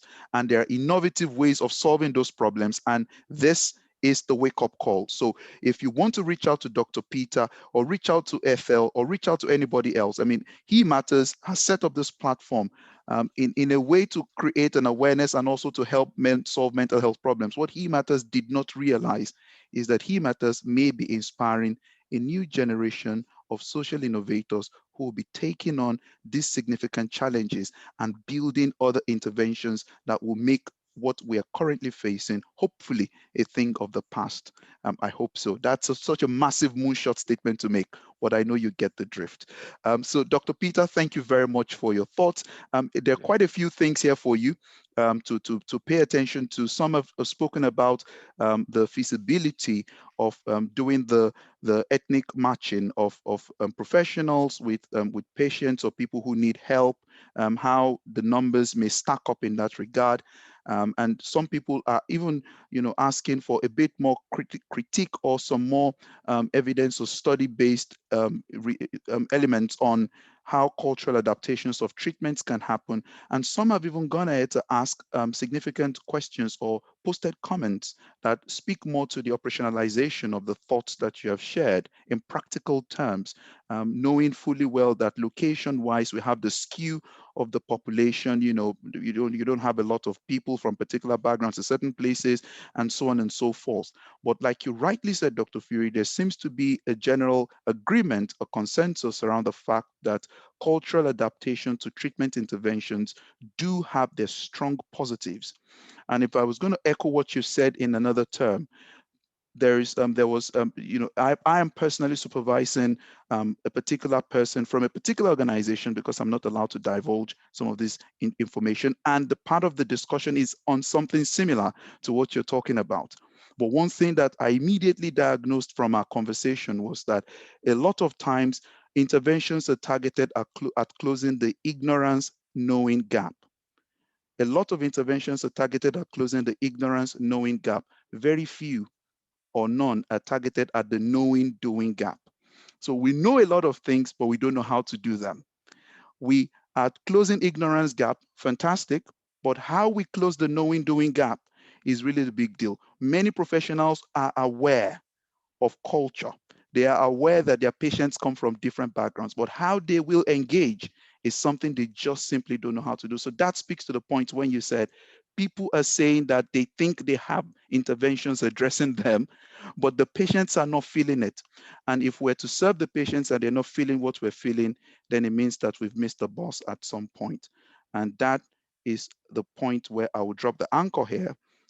And leave us to then brood on these matters, because we're going to come back towards the end. We're about to come to an end. We're going to brood on this and then try to tie everything nicely together towards the end, when Dr. Moses Iyegwena will be sharing his thoughts, and then we'll be also taking on some of the questions that have been posted in the chat. But for now, we're going to go into the main event, as I will call it. We've had events, but there is the main event in the event, and that's the global launch of the eMatters platform by our wonderful friend and sister, colleague, mentor. Put her in any bracket you want to put her into. She's done a phenomenal job putting and bringing all of us together this afternoon. Ethel Changa. Ethel is the host, and she's a mental health nurse and psychotherapist, as many of you know, and the founder of the He Matters platform. And she's a practitioner with decades of experience working in the health sector. And she has left an imprint of passion on mental health for Black and ethnic minority men. And as a celebration of her birthday, happy birthday, Ethel, on behalf of everybody and life, Ethel will launch He Matters Global and her book, How to Build Mental Stamina, Championing Mental Wellness in Black African Men. At this point, I'll hand over to Ethel to carry on. Ethel, over to you. Thank you, Yinka, for that awesome introduction there. And you know what, today I just thought to myself, when it comes to my turn, I don't really want to cry. I'm feeling quite emotional today, because this is something that has been on my heart and an absolutely big passion for so many years. And to see this day and to witness this day is just phenomenal. I can't put it in words. I am in awe of every single one of you, all 105 of you who are here. You could have been, you know, doing other things, sitting in your gardens, but you're here to support me. And honestly, I love you guys so much. Thank you for marking this milestone with me today. And this is not about Ethel. This is about standing for human lives. Every life matters. And I have realized over the years that there are so many of our Black men who are suffering, and we need to do something about it. I'll tell you a little bit about myself before I move on, because I'm aware our time is fast spent. So as Yinka has said, this is a passion close to my heart. I'm a mental health nurse and have been for over 20 years. I'm also a psychotherapist. And in my years and my walk within the mental health field, I've come across a high proportion of Black men who are overrepresented in mental health units, usually under detention. When I've worked in the capacity of community psychiatric nurse and have worked as an inpatient staff nurse many years ago, the story behind it, when I engaged with the family, was always around, well, they were acting a little bit odd, but we didn't really know what was going on. And usually things deteriorate, and then the only option is detention and that person going into hospital. There's a high percentage of people who are like this. And therefore, over the years, I kept seeing the same story being narrated, and I thought someone needs to do something about it. So I went out, started to do research on who's actually engaging Black men and young Black men and men generally. And I realized that for Black men, there isn't, I couldn't find any organization that was really just focusing primarily on that. And what I started to research on was really about what are we doing in our primary care services? How are we engaging men early enough to access our primary care services so that they are helped quick enough? And I came to realize that, first of all, as you've already alluded to in the chat there, we don't have a lot of people working in things like therapy, psychological services, who look like these Black men, who look like you and I, the majority who are on this platform. So then it becomes difficult then to even engage our young men at that level. So so again, in primary care service, there was an issue there. And then obviously in secondary care service, we're seeing them really overrepresented, but also you and I know, and those of you who work in mental health, when someone actually is detained under the Mental Health Act and they're going in, they're having medication, usually the story thereafter is they need a lot of support thereafter. So for me, it's about how do we seek help early? And this is how He Matters came to be birthed. I thought I need to do something about it a year ago, where I started talking on Facebook just about men's mental health and raising awareness. And so its primary aim is really to raise awareness and help people understand what is depression, for example. How does it manifest? What is anxiety? How does anger become an actual problem? And how about PTSD? How about trauma? How are we handling that? What is it? And helping people just understand the basics of mental health. And that's one of the aims and goals of He Matters, is to really raise awareness. The other goals is to really address the suicide prevention agenda, because as you and I know, men are 3 times more likely to actually take their own lives via suicide. And a great proportion of that is actually men from Black and ethnic minorities. And again, there's something sophisticated that we need to do in actually supporting those men at an early onset, so that we're preventing suicide. Every life matters. And a lot of these men, everyone has potential. That's my belief. Everyone has potential to impact something or someone. And suicide, it is never, ever an option, and should never be an option for anybody. So therefore, that's one of the objectives of He Matters, is to help in suicide prevention. And then the third one is to then start to think about what cultural adaptations can we make to ensure that we're engaging with we're starting off with Black men, Black African men. How do we engage with them so that the care and the interventions within primary care are tailored to their understanding and their needs?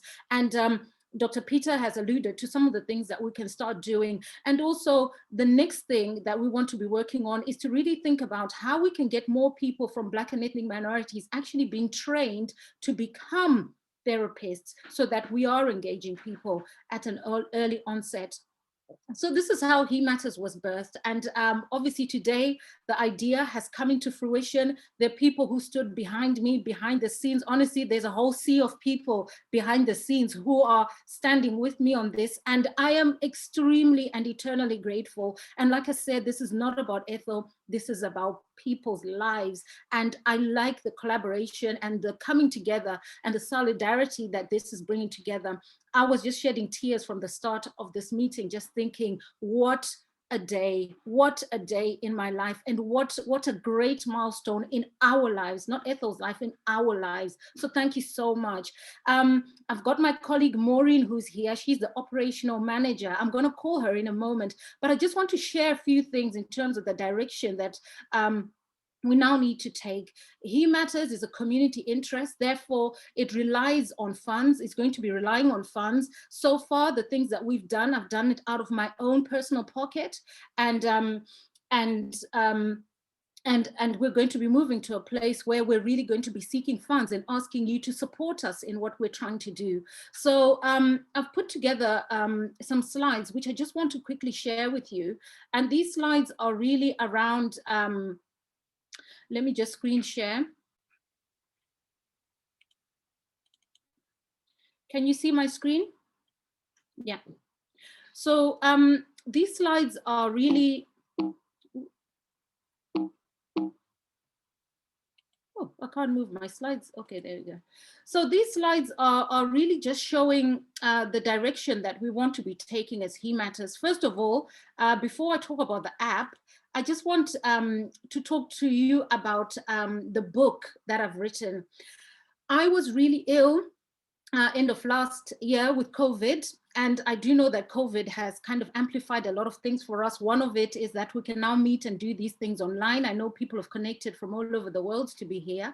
And so I took the time to actually start narrating some of the stories that men over the years have spoken to me about in terms of the challenges that they have faced over the years. So some of the challenges have been living in Africa, coming to the diaspora, having to adapt to a Western culture, having to change a lot of things about themselves and not really integrating in the system. So those were some of the challenges that came up. The other challenges were really just a whole different culture shock, which is what a lot of people who do come here just, you know, all the changes in many different ways. And also the role changes when men come here. So I've captured those stories and put them into this book. And these stories are men who are here in the diaspora, but also men who are experiencing challenges in Africa. And the challenges that they're experiencing are really around things like financial poverty. There's a lot of poverty and a lot of trauma, poverty, and even things like domestic abuse, some men have even shared with me. So those are the things I've captured in the book, but I've also talked about how to be resilient and how to build mental stamina during those times, which are really, really challenging. And it's a practical book that kind of walks you through those steps. It's my first book. It's the first time that I've written. And this book is going to be available to everyone. If you'd like to get a copy, what you need to do is to actually email us at contact@hemattersglobal.com, and we'll send you a link for you to download your own copy. The other thing is the book is going to be also available on Amazon in the next couple of weeks, but will be available for you to download shortly. So if you email us, and those of you who've registered for this program, you'll be automatically emailed a link for you to get a copy of that book. And I hope you'll find it useful. It's the first of many books. I don't believe it's the last. I believe it's the first of many books. Now, I'm appealing to everyone who's on this platform. We really want to take He Matters further. So we set up a GoFund, which will be posted in the chat right now. But what I'd really want to do is I want to engage with you just for a moment. So what I have in here, can you all see the screen and the QR code? You can see. If you're a Google girl or person or man like myself, then you would you'll be taking a picture of this one. The Apple people are coming up next. So you'll take a screenshot of this. It'll take you to the app, which is a He Matters app that we've started to work on. But I came to realize that as a person who's collaborative and a person who likes to work together with people, I am seeking today 5 people who are willing to work with me in developing the app.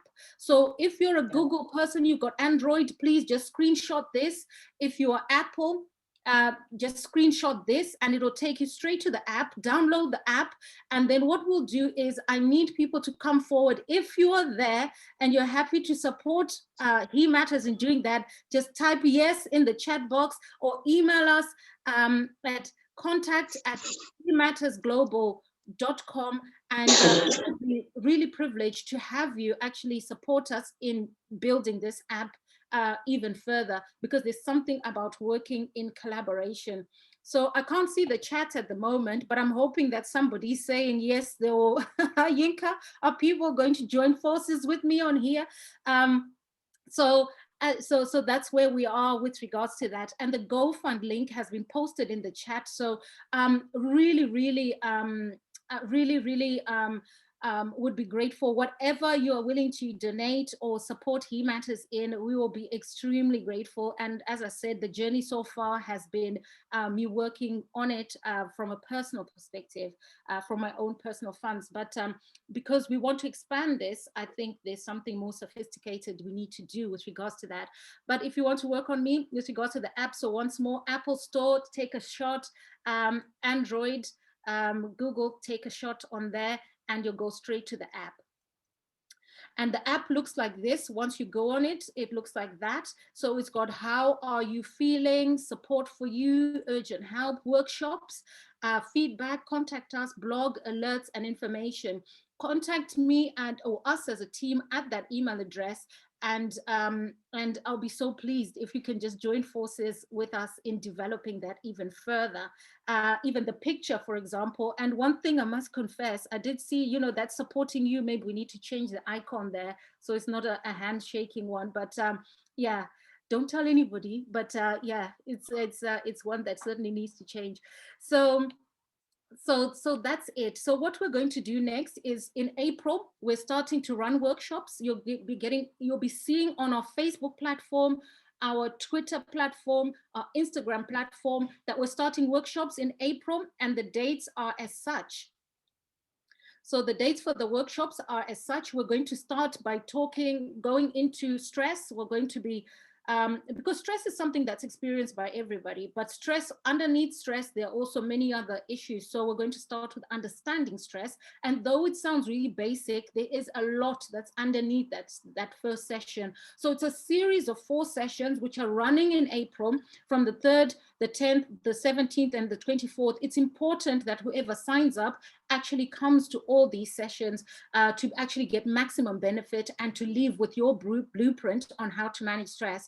So again, communication will be coming out to you on how you can actually engage and be part of those workshops. So really looking forward to walking you through that because like I said, it's part of my passion and something that I love to do. So in a nutshell, that's where we're at with He Matters. So the book, please, you're going to get a link to download the book, and then also with the app. If you're joining me, please, I'd love you to come and just work with me on the app so we can develop that and tailor it to the people that it's meant to be used for. Now, I've got Maureen, who's walked this journey, part of this journey with me. Maureen, can I ask you to join me on the platform?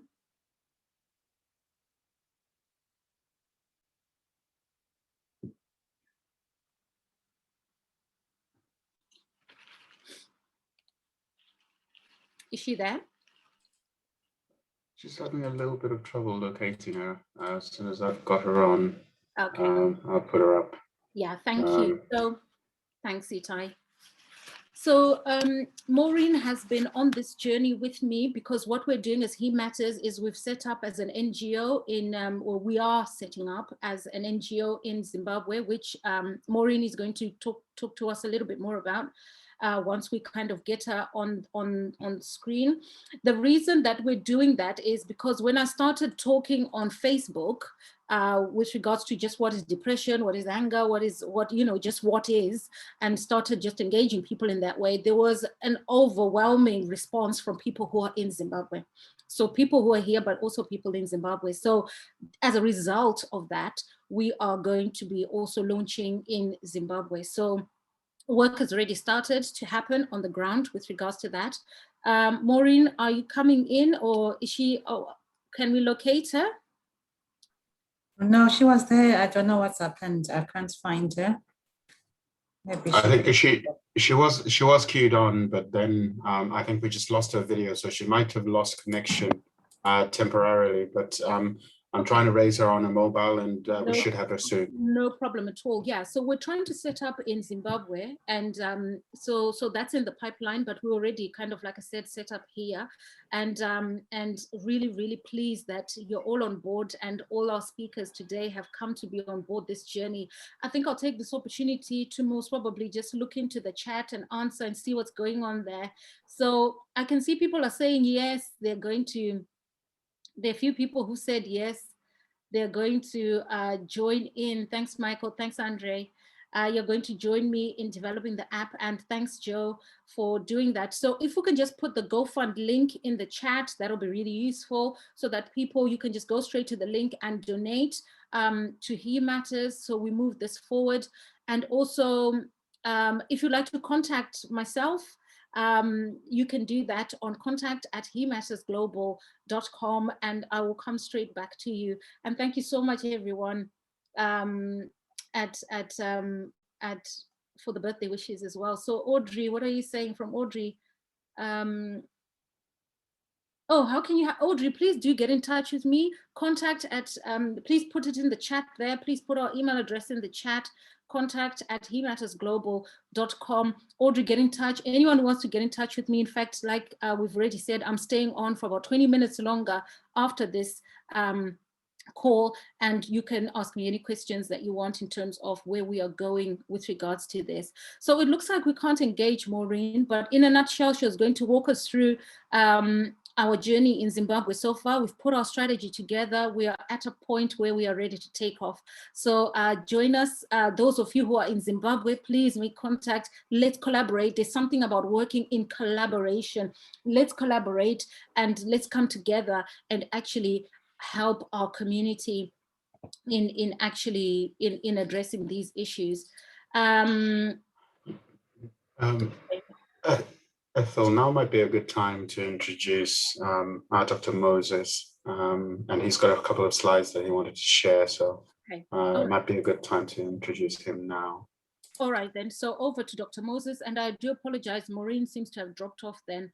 Okay, and I will come. I'll be quiet because my mentor is here. Okay. Good afternoon, everybody. Can you hear me? Okay. There was no formal introduction of who I am, but Ethel has alluded to the fact that I'm a mentor. I don't think anything qualifies me to, I think my screen share has been disabled.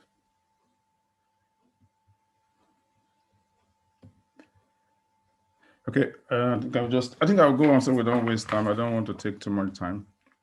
There's nothing that qualifies me to be here today except for the fact that I'm a Black man from Africa, and the issues that have been discussed today are very topical. I think I came on this journey with Ethel about 2 years ago, principally because I belong to the Africa Christian Fellowship that Ethel also belongs to. And some years ago, I was made to be a mentor. I don't know why I was picked on, but maybe God had a plan. And so when Ethel approached me about 2 years ago, I wasn't quite sure whether this is a role I could perform because like Wellington said at the beginning, my notion of mental illness is people who are mad on the street in Africa taken to the psychiatric hospital. And in the course of the journey with Ethel, it has become obvious to me that mental health is more than just that. Mental health includes our emotional, our psychological and social well-being. Of course, it affects the way we think, the way we feel and relate with others. And like the pastor alluded to, if our mental health is not in the right frame of mind, we can't truly be saying that our soul, our spirit is prospering. And so understanding mental health will help us to understand how to handle stress and how to relate with others. And so, like when me and Ethel talk in the background, she's often surprised that most Black men or African men in quotes actually subscribe to the fact that it is weakness to admit that you have mental health issues. And that is because that is our understanding of what mental health is. Please, next slide, please.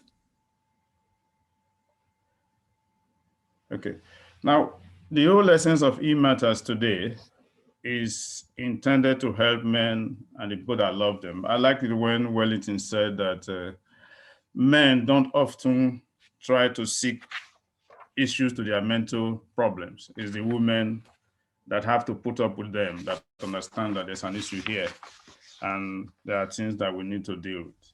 So what e-matters Global is setting out to do is to help men and people that love them, to help them recognize early warning signs of mental health. That mental health is not somebody walking on the street naked, but that how you think, if your mood is, if you're having mood swings, if you find it difficult to do things that you normally do, if you are feeling hopeless. You know, I liked it when the pastor said, people will say, if a pastor commits suicide, what is the hope for me? I'm just a congregant. But the reference to the people like Elijah and Job tells us that we all have mental health issues and that we can have mood swings from time to time. And we need to recognize those early warning signs. And that's one of the things e-matters says to do. And then, of course, like Dr. Fury said, we need to understand the factors that contribute to mental health problems. And then that way, He Matters will help people recognize the likely causes and triggers of mental health issues. Then we are able to understand the ways on how to maintain our mental health, because having a positive mental health can affect and help you realize your full potential. It can help you cope with the stresses of life. See, being with Eto in the last 2 years, you can begin to see I'm almost sounding like a mental health expert. And He Matters will help Black men in particular to overcome the barriers in talking about and accessing mental health services, whether it is talking to a friend, whether it's talking to a GP, or whether it's seeking formal interventions and getting the right support and the help, even from family and community. And then, of course, He Matters will help people to recognize the role of culture, faith, and other considerations in addressing mental health issues in our different environments and cultures. Now, this is quite interesting. When we were going to do this launch, Airtel asked me to contact my friends. Some of them are on this platform today. Please, next slide. One of my friends who may not be here because of time difference is based in the US. And this is, for me, why I think He Matters is timely and to address issues that we have discussed today. And we'll continue to discuss. This is just the beginning. He made this statement, which I thought it was good to share. It was quite profound. He said, funny thing, based on my own recent experience, I've been researching resources for Black men and depression. Shockingly, there's not much available. It is often lumped in with more serious mental health issues like schizophrenia, psychosis, and others that most of us from Black African background would think is mental health. And this is quite revealing, which I don't know, maybe most people who are health experts know. He said there are millions of Black men that are functioning on the borderline of a severe breakdown, but cannot access therapeutic resources because their illness isn't likely to put society at risk. So if you're at home, you are yelling, you are screaming at your kids, your wife, you are not likely to be recommended for mental health support because you are not an immediate risk to society. So, and that is, in summary, we're trusting that He Matters will be able to address these issues. It's coming to light. We live, those of us in diaspora, we have, our cultures are different, how we respond to things are different. It was quite interesting, I think I also said it today, how some of the things we do that we think are normal in this society are not normal and that can be categorized as mental health. So hopefully He Matters with Airtel anchoring it, we help to address some of these issues. And Black men, our families, and our communities will be the better for it. So having said the little that I have to say in the time that I have, I want to formally declare He Matters Global formally launched and invite you to support Ethel and others that may want to join this laudable project to make Black men who God purposed for them to be, and recognize that mental health is nothing to be ashamed of. It is not a stigma. It is something that is a real life issue, and we all contend with it on a day-to-day basis. When a man loses his job, the circumstances are different. When a man loses the family, like Job did, circumstances are different, and they will need support to handle the issues at the time. Thank you. And once I want to thank the speakers today for joining. I want to thank our MC, my good friend, Dr. Inka Adewale. I want to thank Sister Elto for this initiative. And more importantly, I want to thank the participants for making today a success. Thank you. Wow. Thank you so much for that, Dr. Moses. And with that, ladies and gentlemen on the call, He Matters Global is officially launched and is now live and ready to be engaged with for the many, many services and support systems that will be created. And Ethel, we're extremely proud of you for this wonderful feat and for pulling all of us together on a busy Saturday afternoon and got us all glued on to our screens, listening to the amazing speakers who have shared wonderful thoughts with us. Ethel, I can hand over to you for a minute, and then we will take a few questions and wrap it all up. We'll be wrapping up quite shortly. We are about 5 minutes behind schedule, but we'll get back on track in a minute. Ethel, over to you. Fabulous. Everyone who's on this call, may God bless you so much. I am I'm so overwhelmed, but also extremely grateful to you, extremely grateful. You each have done an amazing thing in my life today, and thank you so much.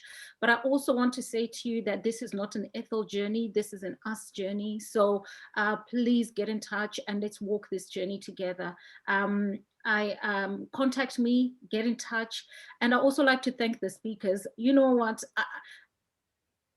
I don't know what to say. I've got no words to say, but Brother Yinka, honestly, you know, we've done events for many years together. Thank you to Auntie Sophie, if she's on the call, for even suggesting us emceeing. The first time I met Yinka, I was asked to MC an event with Yinka, and I was like, I'm sorry, wrong person, not me.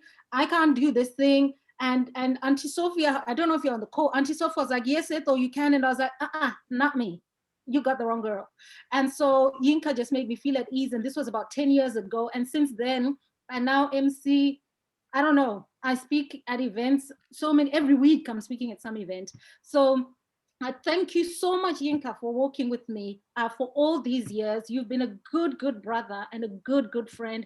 And today you have helped me realize my dream. And I am so thankful to you. You know, if I don't know what words to say. And I also just want to thank all the speakers, Wellington, my dear brother, who I love so much from the bottom of my heart. Wellington, oh my God, you're just amazing. You're an amazing human being. Thank you so much. Chris Zikiti, honestly, I don't know. You are just, oh, Wellington, there you are. Thank you for spotlight. You know what, Wellington? I just really love you, my brother. Chris, yes, bring them all on.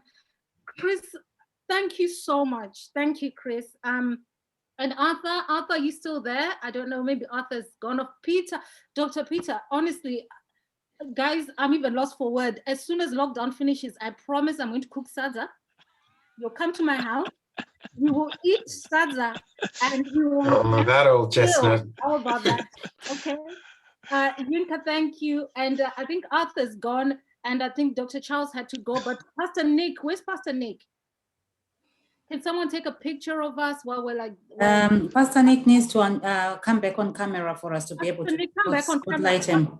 Pastor Nick, I mean, how amazing are you? This is just amazing. You are just, oh, Pastor Nick, thank you. Oh, are you on your way out, Pastor?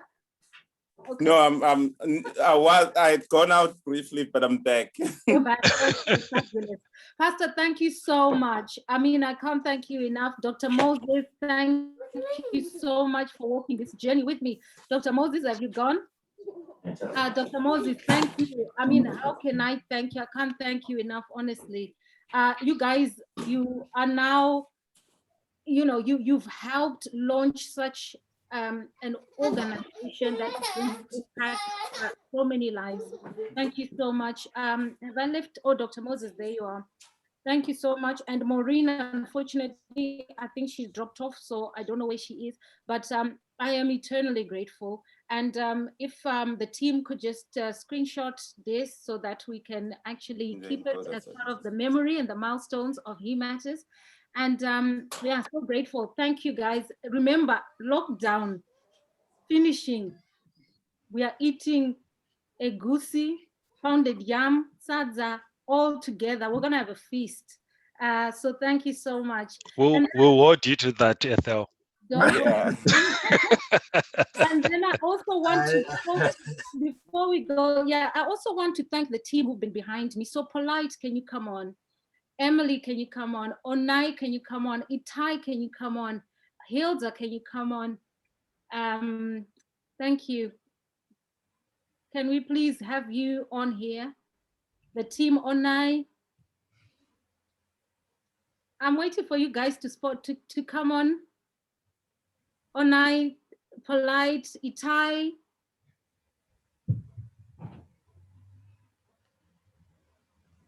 Dr. Matumbike, where are you? Don't hide away. Emily. Okay, I don't want to take too much of people's time, but I think maybe he's gone off. He's gone off somewhere. I don't know. I think I'm here. Where are you? Oh, can you put your Yeah, camera but on?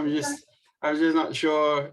I'm just not sure whether spotlight is or not. We on maximum people on the spotlight. Yeah. I don't think we can add. Okay. So is it okay? Is it okay if I just have the He Matters team? Thank you so much, speakers. Yeah. Thank you, Chris. Thanks, Wellington. Thank you, Rachel. Thanks, Peter. Thanks, Dr. Moses. Thanks, Dr. Pasanik. Thanks, Yinka. Thanks, Chris. Emily.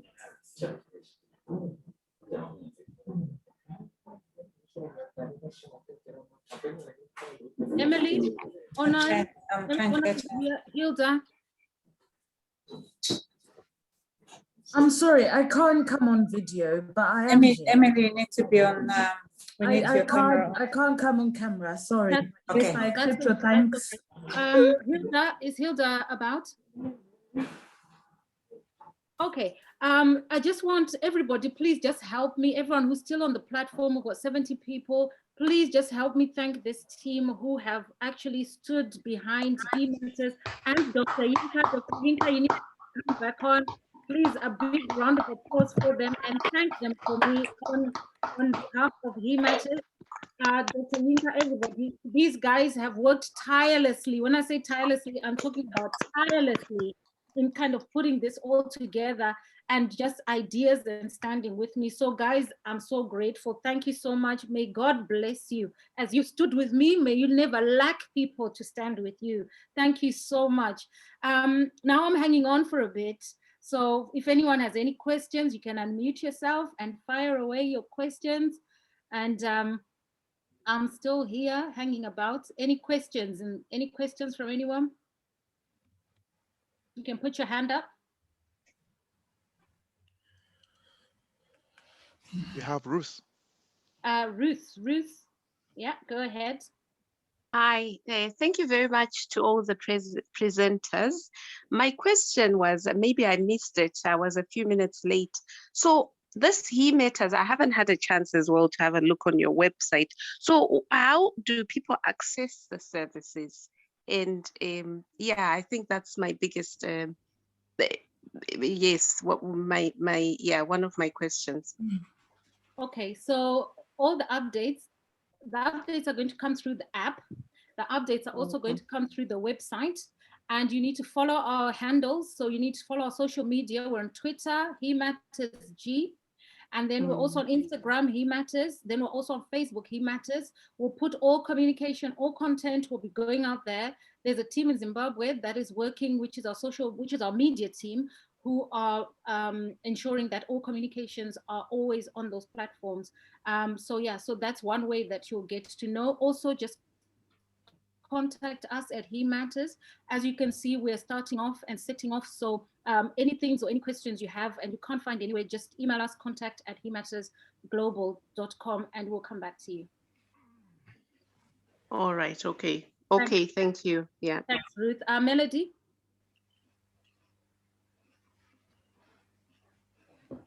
Hi, Ethel. My question is not to do with the practice. I just had a question when Wellington was talking. Do you think that coming to or migrating to Europe or America or whatever puts people in a fight or flight mode? And if it does, how do we address that with each other? Because some of us came as, yeah, do you think migrating to any country puts people in fight or flight mode? I think it's difficult to look at it in such a general way as you've described. but I think it does change people somewhat. There's a lot of adaptations. The same way, if anybody moved to a new environment, you'd need to make adaptations. So for some people, it all depends on how they make those adaptations and how prone to things like anxiety they are. When I first moved here, certainly I was I had to get used to being in this country because of the adaptations I had to make. So if you can mute your mics, whoever's Dr. Ikai? No, I was just going to respond to that. Studies have shown that migration itself does increase the incidence of developing certain mental health problems, including schizophrenia. So just that general being in a new environment, which is unfamiliar, does have an impact on one's mental health in a number of different ways. So it is true. I think the important thing in situations like that is to build up a network of people from your home country and seek help when you're starting to wobble a little bit. So yeah, I just thought I'd respond to that. Thanks very much, Dr. Itai. Pride. Hi, Ethel. Hi, Pride. You all right? Yeah, fine. Thank you. Thanks for being here. That's all right. Support a sister.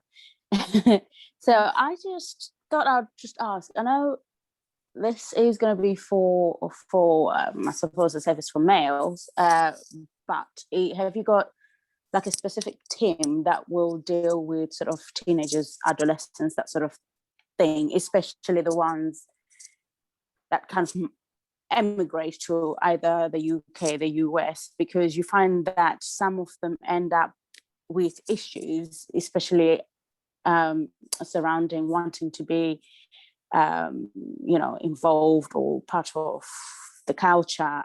It's such a huge thing being uprooted from what you've always known, say at 14 until you're 14, and then you suddenly are uprooted to come and live in the UK, and then you have to fit in and you have to make friends, and everything's different. And the culture is different and the environment is different. And it does bring up some issues. And I just thought, well, I don't know, are you just focusing on adult services, or have you got like children's services involved as well? Well, at the moment we are dealing with 18 and above, but okay. In saying that, we've got Dr. Yinka and also Pastor Nick. Pastor Nick is a pastor, but he's also a mentor and a coach, and so is Dr. Yinka. Both of them are part of the He Matters overall team who are going to be supporting and offering some intervention. And they are going to, so your question has come up a few times where people have made contact and said, but how about this age group? So we're talking about the age group of like, mainly the queries have come in like the age group from like 10 to 18, that cohort of people. So we are going to look at what we can do that is different, because obviously our interventions for adults it cannot be the same as that age group. So we have to do something quite different with that age group. And that's another arm that we're thinking of developing with regards to He Matters, because absolutely it is needed. And that transition for those young ones, my goodness, children are losing their identity. There's all sorts. I've had queries like, my parents are African, and I've just kind of migrated here into the UK. I'm trying to learn the system, but they're expecting me to do it one way, and the UK system are telling me to do it another way. Who am I needing to follow? And the kids don't know what to do. Yeah, that's true. Yeah. And there's those kind of issues which are coming up. So absolutely. Yeah. Yeah. Oh, thank you. So and good luck with everything. Thank you. Stay connected, please. And keep do. Thank you, and thanks for your support, Christine. All right, take care. Yeah. Hi, Ethel. Congratulations. Can you hear me?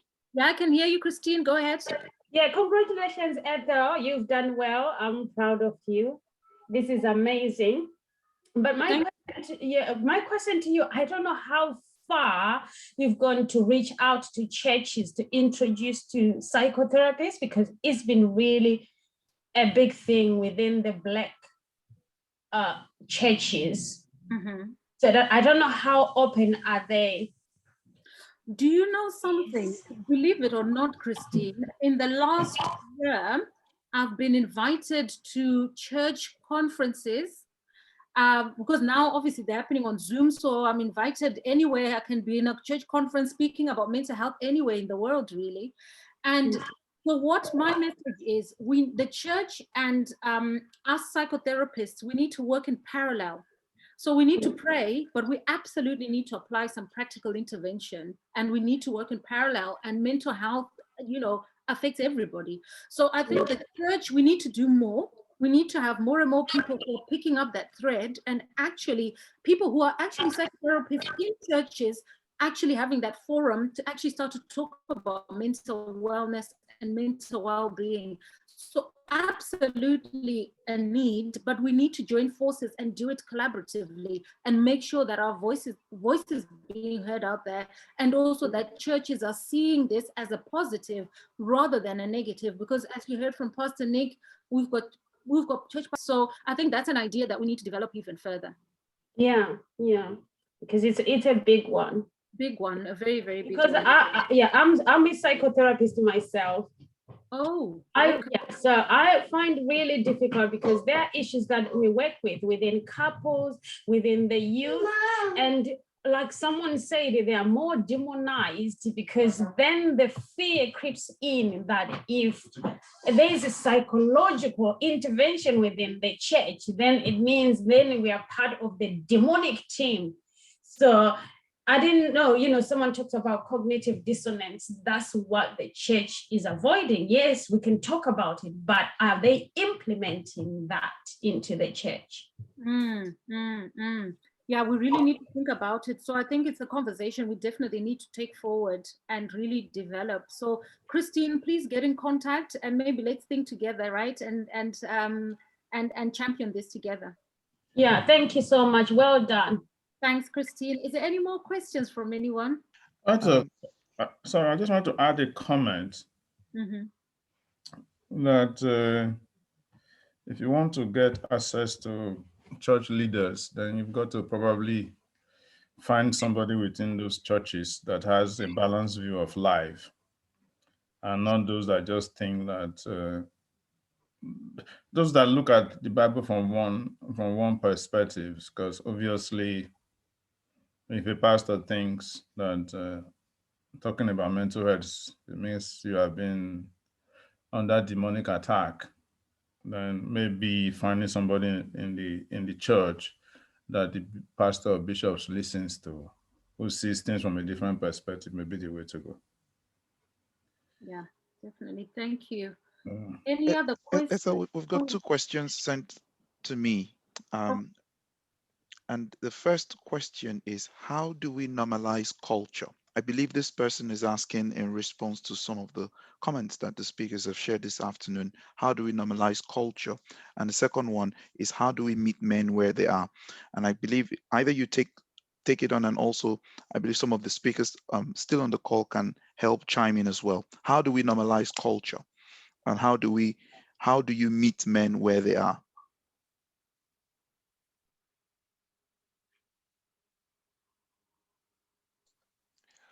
Okay, I mean, I think Peter can take this one, given his research. It sounds like he's probably best placed to discuss Absolutely. it.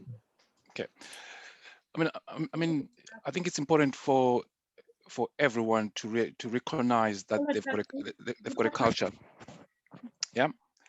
So, and also for each person to value their uniqueness.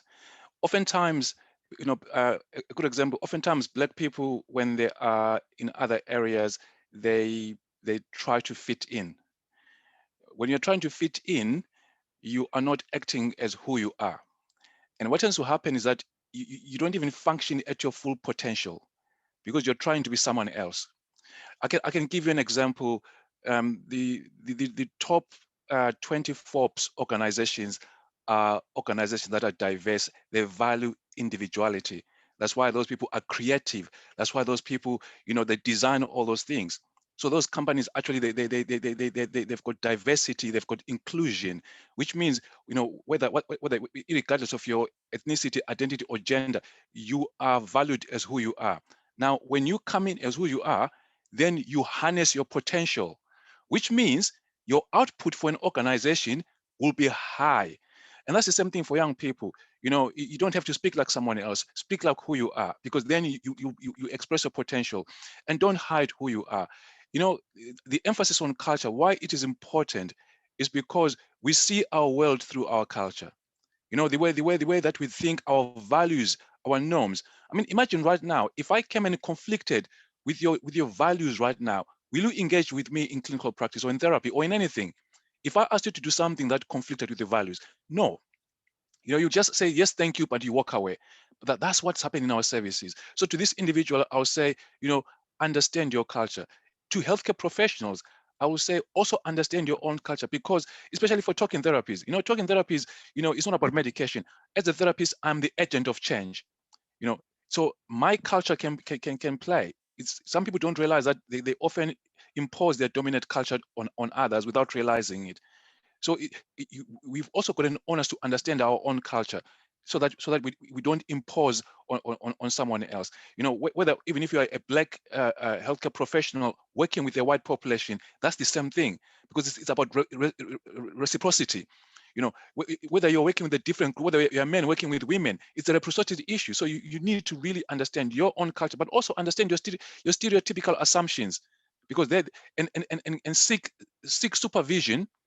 You know, if you don't have anyone within your organization who is a cultural expert, you know, there's forums, there's colleagues, there's even instances like he matters, you know, can guide you and help you link up with experts in other areas who might give you some guidance and advice on how to deal with some of these issues. So I'll encourage people to seek supervision, but also engage with forums, and also, as I say, with he matters as an amazing platform to signpost you in those areas. Thank you. Thank you very much for that, Dr. Peter. Yeah, and that's I think that's a wonderful response to bringing both questions together. Thanks for that. Do we have any other questions? I can't see any other questions. We can call it a wrap from here. Thank you so much, everybody. Thank you. And thanks to those of you who stayed. Dr. Moses, Yinka, thank you so much. We can call it a wrap from here. Thanks, everyone. Thanks, Ethel. And on behalf of all the speakers and the team behind the scenes, we wish you all a wonderful afternoon, and we look forward to connecting with you on other events of eMatters. And also, we hope you give us the permission to reach out to you via your email contacts, letting you know of these events as they start to roll out in full effect. Thank you all, and have a wonderful weekend. Thank you. Thank you. Bye. Bye.